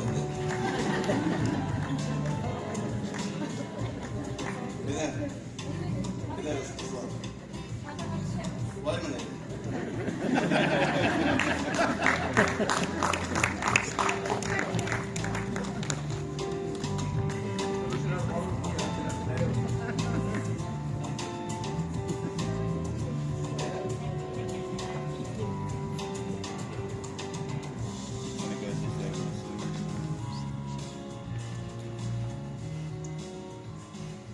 Роза апа, сезгә багышлап яздым, багышлау бу. Роза апа белән бер күрешү таң атадыр кебек яктырып. Бар кешене ачык йөзе белән юата ул диләр. Хактыр ул. Әйтер сүзе барга каләм алган. Укытучы дәшми каламы? Каләм илә ак кәгазьгә язган сүз мәңгегә яткәр кала ул. Укучылар моны белегез дип гыйбрәтлесен яза, саллысын. Йөрәкләрне тетрәндергән әсәр күңелләрдә соң ничек калмасын? Күңелдә соң ничек калмасын? Шакырымнар урап бер киләсем килеп тора сезнең шалашка. Мөслимнәргә килсәм ыкка карыйм. Ул шалаш соң кайсы тарафта? Анда язар өчен Роза апа булу кирәген дә аңлыймын. Шуңа сезне моннан гына бүген тәбриклимен. Анда бармыймын. Роза апа, кояш йөзле дустым, моннан ары бер сүз әйтә алмам. Барлык яратуым белеп тор дип, кил бер үбим әле бит алмам.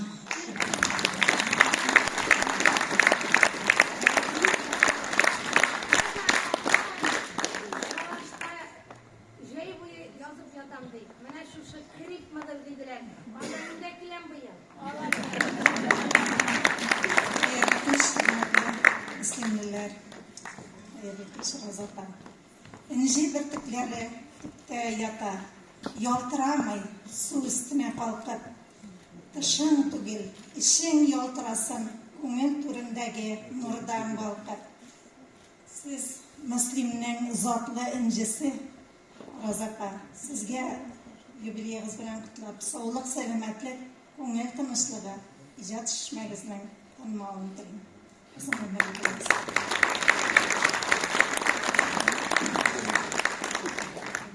Hürmetli Roza apa, hürmetli yurttaşlar, kalemdaşlar, şundan da pek istelikli kümbetinde 90 yaşlık şunda yübirine zorlap, öz akılında, öz zihninde, öz oya üstü rahatlanıp, oyunda şu bizim yurttaşlar birgelep ötkär oyunda көп kişilerden vaktine demeyin. Eminde biz soqlanıp, süyünüp qarap turabız, sizge көз тие көрмесін. Mına bitimde eytelerinde siz 78 yaşta yazışlar, Soyuzuna kırgın filminde Rasif Efendi 70'li Soyuz bir satır eşliğine bulundu. Benim de sizge ezerek görüşüm var indi. Çünkü ben rekomendasyon verdim ben sizge. Siz benim yüzüme kızıldık getirmediniz. Hazır indi ben sizin yüzüge kızıldık getirmesini tırşam. Şundan da Batur eserler yazdınız. Emin de buna Maydan jurnalı basılıp çıktı. Sizge kelip gittim eken. Mına şulay yok. Sizin ijatınız turunda Avuldaşım deyip yazılgan makale var. Emin de men sizge topturar.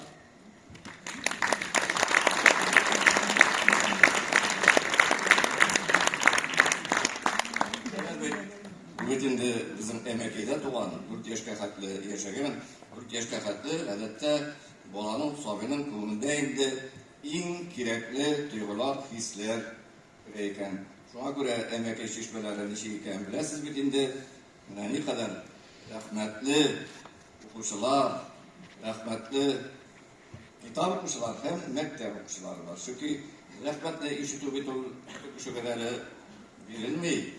Allah Teala jirge qarab turar ekan. Kishilar barlisini shirab turar ekan. Bu qarab turganda bularga yordam etirga kerak edi. Kelganda barlisiga bir kabinetga kirib o'tirgan, kishilar aytay ekan, "Yangi vrach kelgan" deb endi shirab turib kirgan, azirlana boshlaganlar, bir obzina bitganlar kolyaska bilan oyog'i kir yurmay ekan. Allah Teala ma qarab turganda Ulum var, oyağımla шығып кетейін деген. Теге отлағанда шығып кеткен, сиратта тұрушылар еткен, жаңа врач шешек деп етіп. Яры енді, тон басымында өлшемәді деген. Сізге не қадар рахматтар. Шуға көре, Розапа, сізге өзіміздің әмәке шешпелері оша бір шебірімне, оға да оға күзгі сулар. Nindi sirler ol, oğalar suğa. Tabiat kuya tuvarıp atın, üzete şunuttın sulap. Nisili tallar, sular hayatım. Nindi sirler ol, oğalar suğa. Tallıkta yetim kışlar yası. Ağın sulara yofraklar tuğan, vakit ağışın nişik diyası. Nindi sirler ol, oğalar suğa. Tabiat kuya tuvarıp atın, uzatıp kola küznün bir günün, muңsudan muңsu uylar uylatıp, yılıp ışa kuşlar türkümü, uya tabiat tuvargan atın.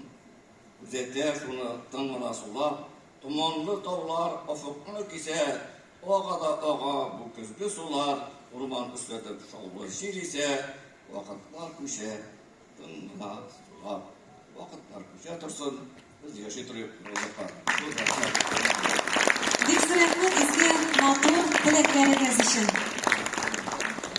Бәйрәм кичәбезне дәвам итә бик күп конкурс, фестивальләр лауреаты Рифат Бадретдинов.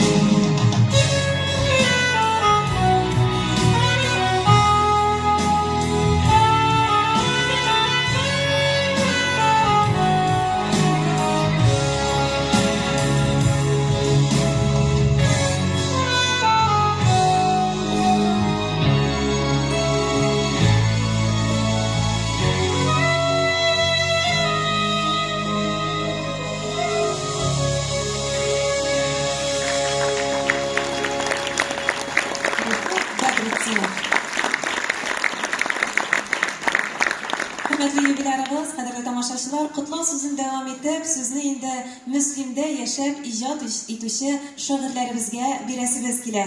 Язучы, Татарстан Республикасының халык язучысы Фуат ага Садриев, шагыйрә, Татарстанның атказанган мәдәният хезмәткәре Лилия ханым Садриева, балалар язучысы, шагыйрь, Татарстанның атказанган укытучысы Мөҗәһид Әхмәтҗанов. Сезне сәхнә дәстүреннән дәшәбез.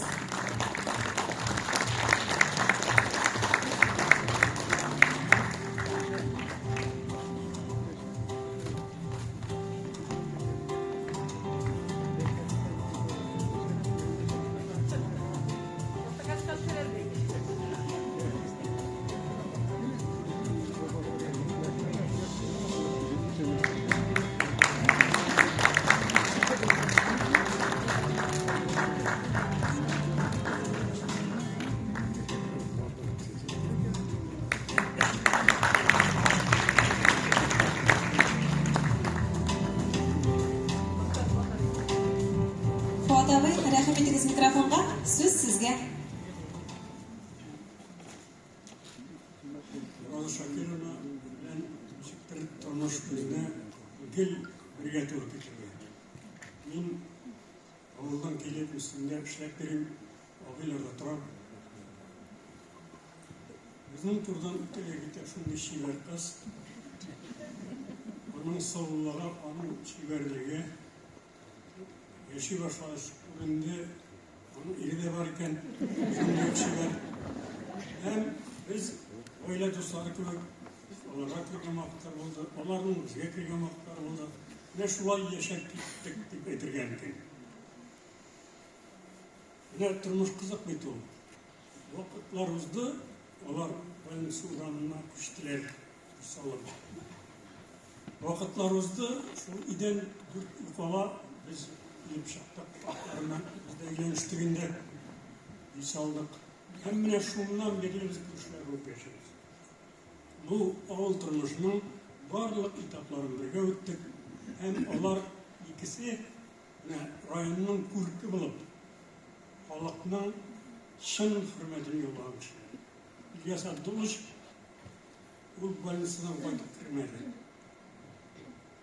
Һәм ул безне дә алса безнең тәнне, Шакировна мәктәптә тәрбиячеләр. Минем өчен иң зур яңалык шунысы булды. Менә пенсиягә чыккач, ул больницада китапханәдә алды. Бер вакыт килеп кертте. Бик сәер җылмаеп. Бүтән бу җылмаюдан нидер бар. Әлбәттә мәхәббәт билгеле. Вот, бик йомшак сөйләр. Вот, бер язган. Бер дигәне бер повесть булып. Мәкаләләрен белгән бар иде, аның чыгышларын тыңлаган бар иде. Ул иҗат кешеләрен күреп торар иде. Әйтәм, Розапа, укырмын дип алдым, һәм мин аны укып чыктым. Розапа кергән микән, ул кергән микән, юк, үзе керде. Русчасын тоткан, дәфтәрен тоткан. Мин анализ ясыйм, беренче язган тиеррәк була. Бер нәрсәне калдырмыш бар да, Рамадан сөйткәч күрсәтте, мин хайран калдым. Үз гомерем буе минем күзем бетте инде кешеләрсен укыйда. Әдәбият әдәбият күрәк җитәкләп. Бик кеше кабул итә алмый әйткәнне. Менә гаҗәп, ул шул кадәр әсәрне яхшырткан, мин шул кадәр сөендем. Һәм тәкъдим ителгән бер куя, сразу озанлыкларына мигән. Менә әйбәт хуҗабикә тиши кыймакны гүзәтә төшереп тора бит. Менә шуннан соң ул яза башлады. Менә бер артык повесть. Һәм менә күзгә күренеп кеше шын язучы. Менә вакилында рекомендация бирде Союзга. Союзга рекомендацияны мин бирдем. Ингелек. Бала Шакировна бирергә теләйбез. Аны эч кеше дигән. Һәм инде рекомендация биргәч, син шушы тормышның ғажап биіктеріне жеткеш, менің бір işim var. Benim de senin arkadan barası diyor. Size direkt rekomendasyon vermesin de hayırlı doğumdan toplamasın.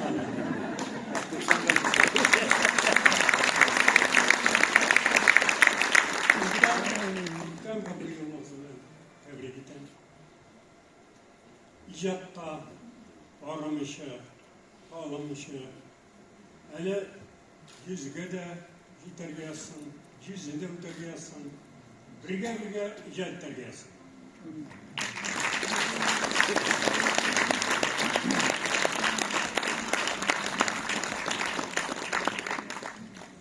Hayırlı kış, hürmetli tamaşaçılar.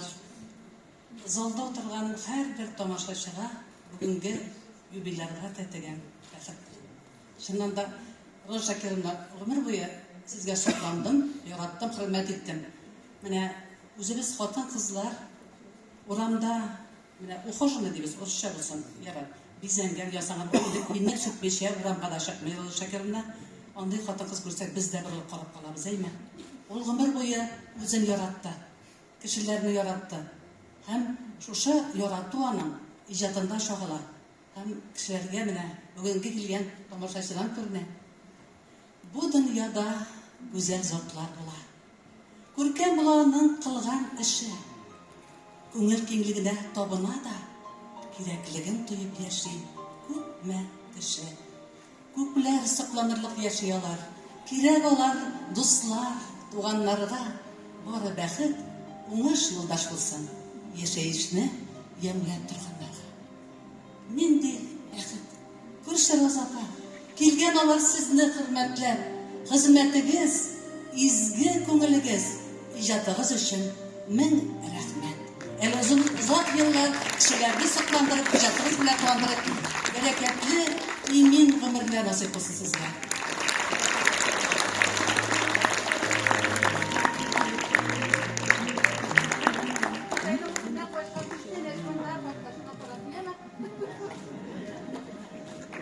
Соңгы елларда biz Роза Шакировна белән bir коллективта, bir эштә эшләдек. Бу укыту һәм бала тәрбияләү эшендә. Бу мәсьәләгә минем тукталып торасы килми. Ана кемнән сорасагыз, шул сезгә әйтеп бирер. Һәм күпләр утыра торгандыр. Бу Роза Шакировнага әйтелгән мактау сүзләре бетәр микән? Берәр юк микәндер. Ләкин әле гел әйтелмәгән сүзләрдә барын күпләр белми. Нинди сүзләр соң? Мин бәләкәй генә 40 кешелек авылдан, Турыш авылыннан килдем. Роза Шакировнага шундый зур сәламнәр белән. Нәрсәләр әйтеп җибәрделәр соң Турышлар? Роза Шакировна адресына, аның үзенә. Роза Шакировна әгәр үзенең шәҗәрәсен сакламаган булса, язып калдырмаган булса, безнең Мөслим дигән авылны монда утырган кешеләр бәлки белмәс тә иделәр. Аның нәсел шәҗәрәсе Мөслим бабайдан башлана бит. Бу бик олы әйбер. Мондый язучылар безнең Татарстаныбызда инде яисә башка урыннарда бар микән дә юк микән? Мөслим бабай шәҗәрәсеннән чыккан нәсел нәсәпләр белән безнең Мөслим районы белмим ничә процентка җиткәндер, арткандыр. Рәхмәт сезгә, Роза. Менә шуның өчен генә булса да, сез бу мәсьәләдә күпме язып чыктыгыз, күпме шөгыльләндегез, izlədiniz, tapdınız, күпме кешегә мөрәҗәгать иттегез, шәҗәрәгез буенча, һәм максатыгызга ирештегез дип уйлыйм. Аннан соң безнең атаклы Харрас Әюповыбыз бар иде. Мәрхүм инде ул хәзер. Кызганычка каршы ул бик олы бүләкләрне ала алмыйча да калды. Менә шуның иҗаты турында, шушы кешенең тормышы турында сез Bizge qaraganda, bizning qo'limizdan tortib olib deyarlik onun turmushi ham ijodi turunda kitap yazıp chiqdingiz. Agar siz bo'lmasangiz, onun turunda qaysilarimiz siz yozgan qadarisini bilir ekan. Bunun için de bik zor rahmet sizga. Bizning bugungi kechamiz boshlandi sahnada bir teatr üzümünden. Nerse miken bu kültürler tağın nerse ezirlediler miken deyip oturduk indi. Qarasak bu Roza Şakirovanың şulay yok Turış tege mulla kilini ne deyip ezirlengen yazılgan eserinden üzüp olup çıktı.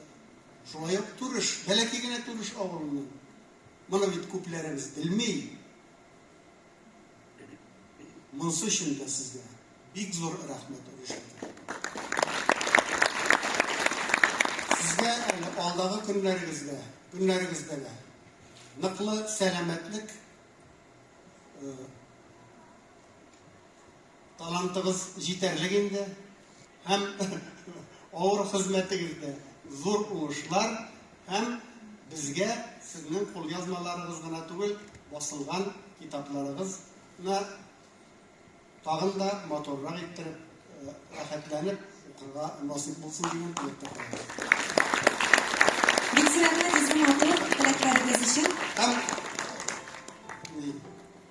sizge bir neçe yol rahmet sizge Roza Şakirova. Oğlumuzun her bir iyinden orta yaşı barıp ettiler. Halkın bana şeksiz suyungan. Rahmet sizge. Barsı için. Sizni izgi zatqa tenglaymiz. Bugün baxit yiyip verir edik. Siringini ali bilmeyiz. Rahmet sizge Roza Şakirova. Yaşarlarga yalsın tuygan işi. Tağın jiyılıp sileşirga indi. Ko'ngilkaylarimiz bo'lgan işi. Rahmet sizge. Amin. Bizimizde zürretmen izli motor tileklerimiz için her bir bizgede ko'ngilli şuraşılar nasip olsun. Yubilarımız turmuş iktaşı bilen 3 sulu kız terbiyelep üstüreler. 2 balaları etileri yolların saylı. Kızganış İlyas Abdullaoğlu köpten indi gür iyesi. Roza Şakirova balaları, anıkları bilen oralaşıp altınday kengeşlerin berip yaşayıp. Mine bugün de balalar, anıklar, yaratkan enilerin, süyükli ebilerin yubileyi bilen tebriklerge deyip biriga kelgenler. Biz alarına sahnebiz türünden deşebiz, rahim itigiz.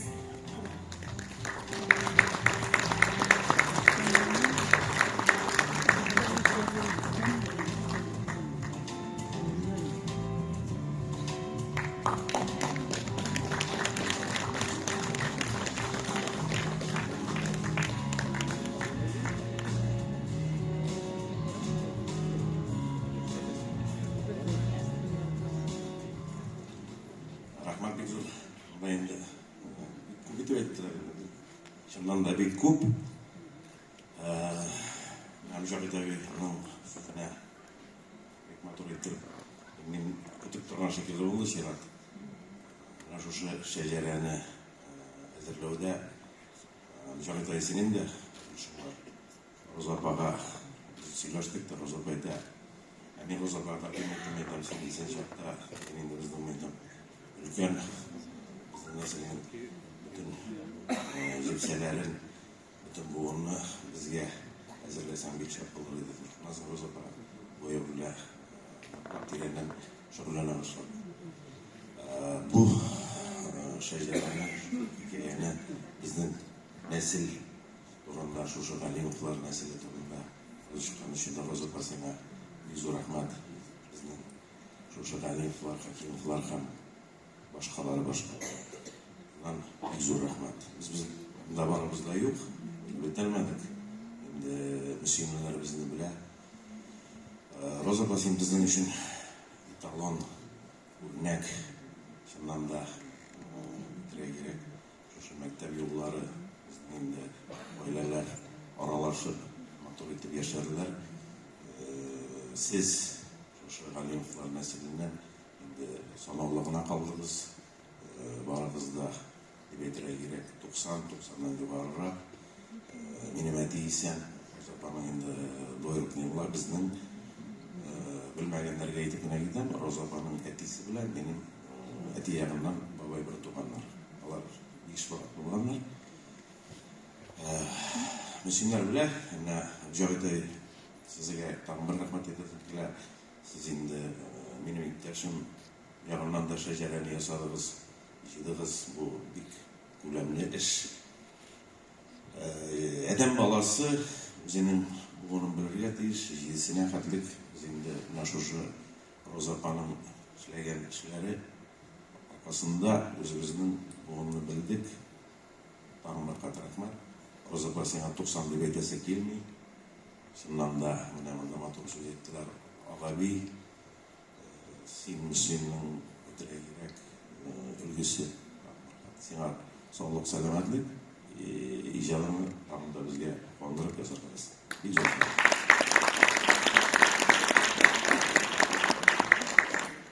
Kadirleniyim. Senin doğan günü bilen tebrikliyim bütün kızlar isiminden.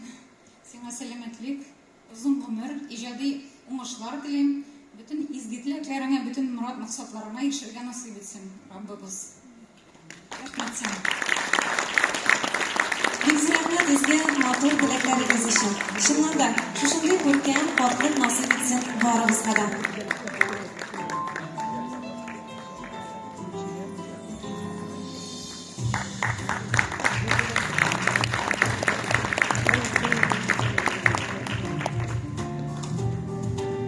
Kelesi jırыбыз, юбилярыбыз hürmetine yangırayık. Jırlı Güzel Galiyeva, Baxtli Qartliq.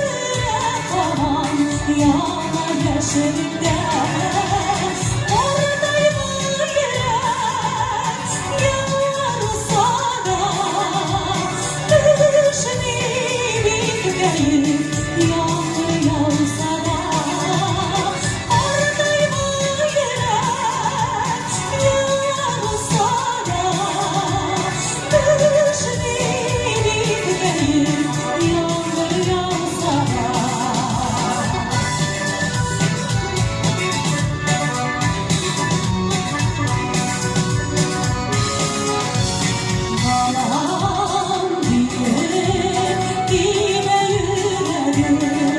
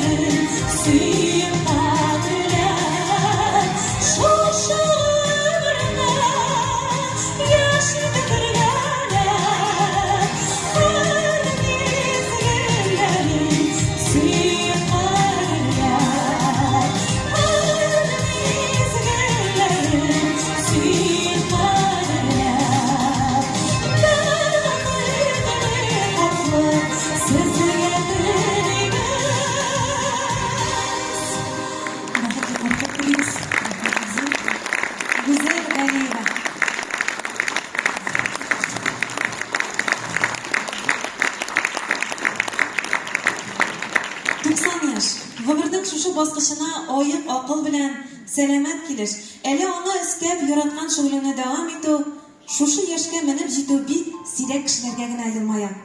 Роза Шакировна, сез бүген бик бәхетле кеше. Инде сүзне үзегезгә бирәсегез килә. Сезнең дә тамашачыларга, килгән кунакларга әйтер сүзегез бардыр. Рәхим итегез. Утырып кына сөйлисезме?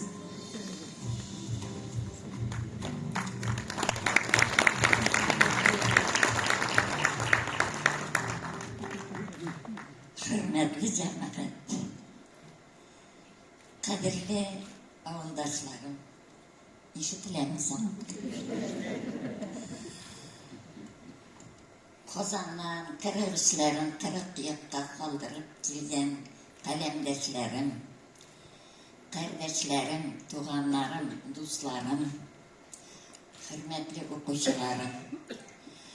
Bugünkü kişide benim İsmime aytilgan hurmatli so'zlaringiz menga 90 yilning yozlari, 90 yilning jaylari quyoshi kabi ko'nglimni yoqtirdi, jonimni jilitdi. Barchangizga rahmat.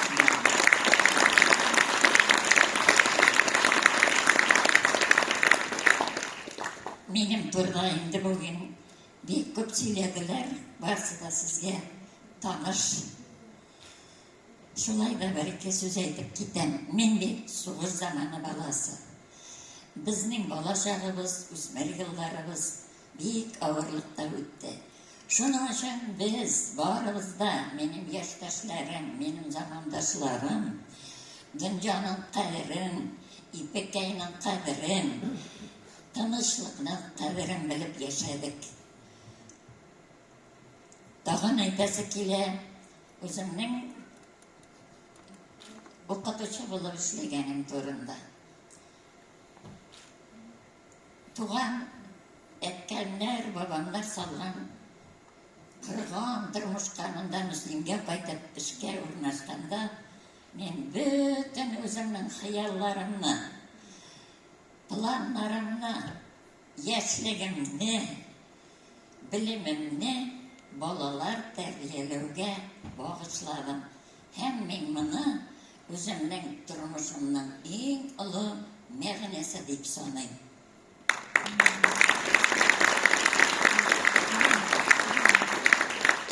Yaşlay qilgan planlar, xiyollar turmushga oshdi deb o'ylayman. Bu ularning turmushga oshuvida men minglagan kishilarga burishli, etkemen tuğanlarıma, ishlagan xizmatdoshlarime, maktabime 31 yil bir qo'ya ketmasa bir maktab tashladim. Ham mana bugun ko'rasiz, mening o'quvchilarim hamon maktab yillarini sog'inalar. Hali mana bugun rasipsiladi. Onlar endi 50 yil tamomlaganlar maktabni. Lekin 22-yilda tag'inchi yilda. Men rahmatli o'quvchilarima, o'quvchilar ular zo'r stimul bizning o'qituvchilarni. Men baxtli o'qituvchi bo'ldim. Ondan so'ng shuni aytasim keladi. Maktab kollektivida o'qituvchilar bilan, kollegalar bilan bek tatу yashadik. Xalqim bilan men bek ipli kishi, skandalni tugul. Shuning uchun mening ishlar davrimda 3 direktor bo'ldi. Viktor Aleksandrovich, Marak Shayxrahmanovich ham Mujohid Zaytovich. Men nindi ish kursalarda bosimda namus bilan boshqardim. Bir qachon ishdan bosh tortmadim. Shunga ko'ra men direktorlarimdan bir qachon og'ir so'z eshitmadim. Maqtab qilib ishlatdilar. Yozuvchilikqa kelganda bunsa hech kutilmagan bo'ldi. Endi pensiyaga chiqib, meni Mujohid Zaytovichlar 1989-yilda pensiyaga uzatdilar, loyiqli yo'lga. Lekin bu yo'l loyiqli yo'l тыныч булмады, bu 90-нчы еллар иде.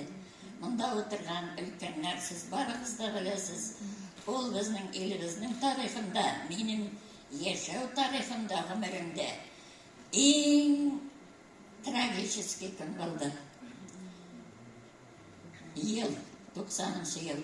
Советлар Союзы җимерелде. Без төзегән социализм бетте. Колхозлар таралды, завод фабрикалар ябылды. Миллионлаган кешеләр эшсез калды, миллионлаган кешеләр үлде, йөрәкләре ярылды. Менә шул заманда, шул көндә, минем тормышымда ул бик көчле трагедия булды. Мин аны бик авыр кичердем. Ләкин шунда Аллаһ Тәгалә миңа ниндидер юл ачты. Мин больницага кереп, китапханада ипләп кенә китаплар арасында тынычлап утырдым. Укучылар килеп тордылар, медработникларның гыйльми библиотекасы юк, һәм анда матур әдәбият әсәрләре дә бар иде. Мин шунда яза башладым. Бер хикмәт булды. Чөнки библиотекада тыныч бит, ул бит мәктәп түгел.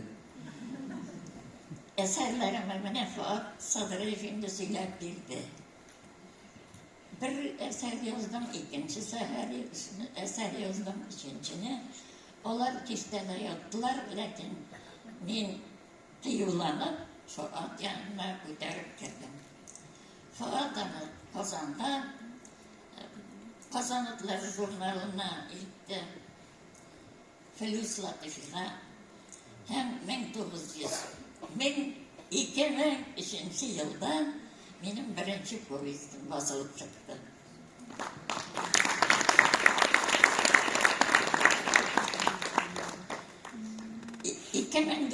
Yılda men 70 yaş to'lib yubiley o'tgan kunlarimda mening ikkinchi povestim chiqdi.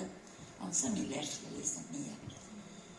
Mana mening turmushimda shu qadarli burilish bo'ldi. Yil ikkinchi dunyoga, ikkinchi turmushga oyoq bosdim. Alloh Taala ishi bilgandir. Mana bizning suyukli shoirimiz Hasan Tufan bulay degan. İcat eng ulug' baxt degan.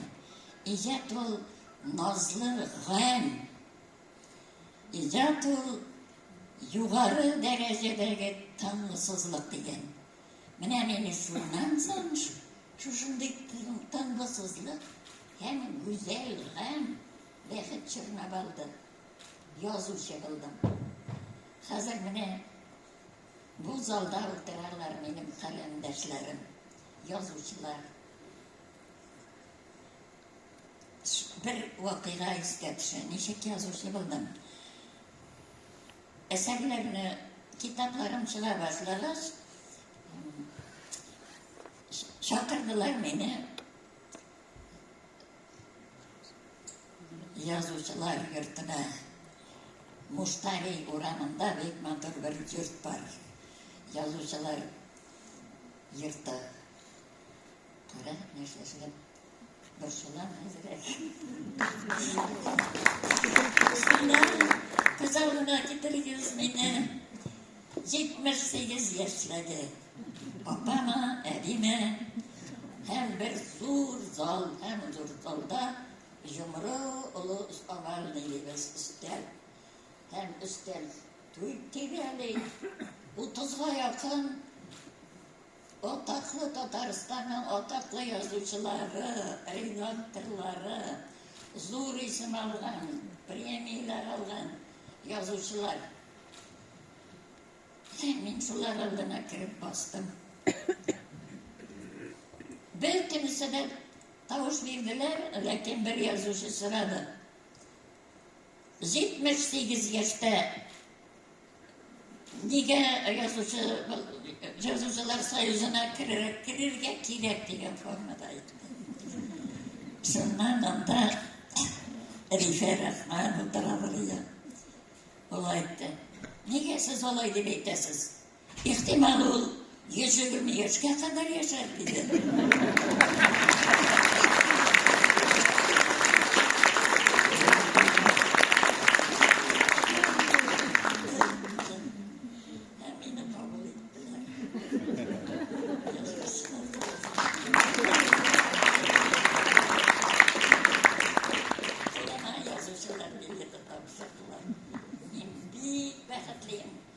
Şunday birinci eserim çıkkandan sonra 2003 yılda ona indi 20 yıl.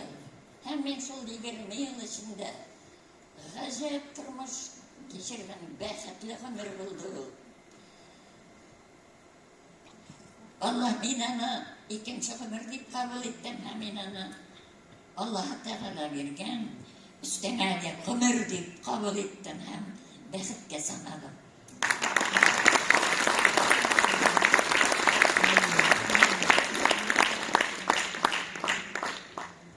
Bugünkü kişiye istetmiş burada. Rahmet var hızada. Şimdi sizni belki kızık sınıf tırgandır, nişi gitip Rauf Şakir'ini tutsak bazitti miyken? Men sport bilen çalışmak, şugullanmadım, fizkultur bilen yumuşakına, kızıyım ipligine edebiyat yarattım, kitap yarattım. Ondan etkenlenken beni bir irkelemediler. Soğuk zamanı ben erkinlikte üstüm. Öz ihtiyarımda. Hem ömür boyu özümle, ömür boyu belediye'den alıp yollamaya Palmırza oranlarında şiiremden yürüyen vakıttan. Çünkü benim dostlarım bütünüzü kuvvesi yetim bala, yetilere soğuşta özgen. Жаңылға қатқан киімнер киіп жүрдірген. Мен өзімді олардан үстін санамадым, киімді санамадым, қазір де жолай. Bir kemden de kim sanamadım, ortak sanamadım, gizlik kurdum. Şunun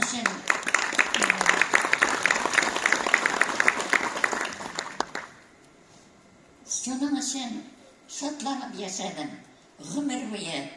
Şat köngüllü buldum, şundan ko'ra men özümün Allah Teala'nın hayırlı ömür vergen birine kishilarni yarattım, bunda aytdilar, endi Shamsiya da aytdi, boshqalar da aytdi, rahmat.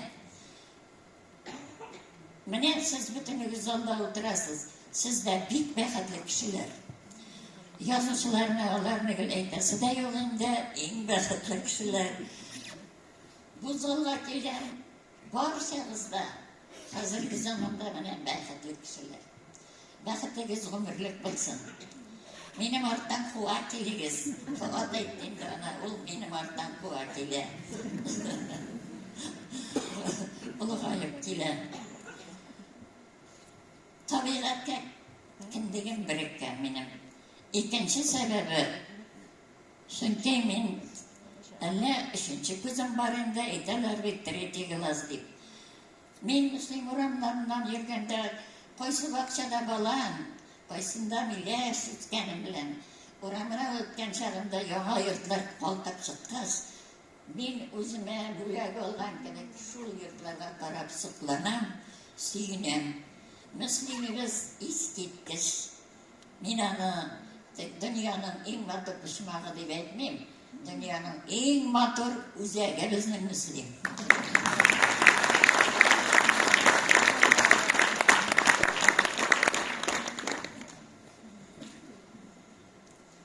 Quyosh chiqsa da, itibasında kumushboy qoliqsa da, iqtabizlar ketsa da, yozg'ibizlar qonguldashib qirqozlari qaytsa da, başısından ördekler uçup ötse de, ıknım bezeklenip matur bulup ağılında, bütünsüne sıklanam hem şatlanam.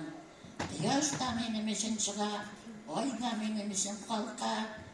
Çünkü bizim bütünümüzü de şu tabiat yaratkan. Men anıttıyıp yaşayım tabiatını. Şunun için men bek baxtli.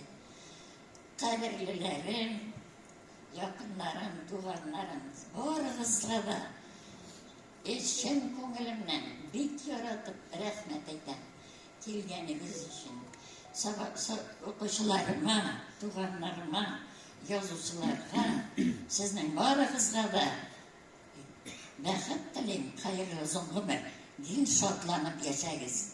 Dunyo bek motor, qadrin bilib, mening simat ulg'ayg'asta dunyoga teginib, shodlanib, yem topib yashaymiz.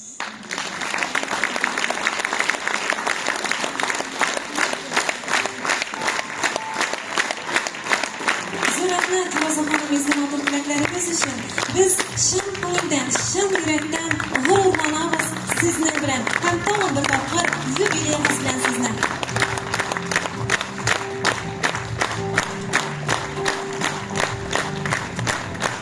Hurmatli tomoshabinlar, qadrli kelgan qonaqlarimiz, shuni bilan endi bizni kechamiz oxiriga yaqinlashdi. E'tiboringiz, ehtiromingiz uchun zo'r rahmat sizga. Kelasi uchrashuvlarga qadar sog' bo'linglar.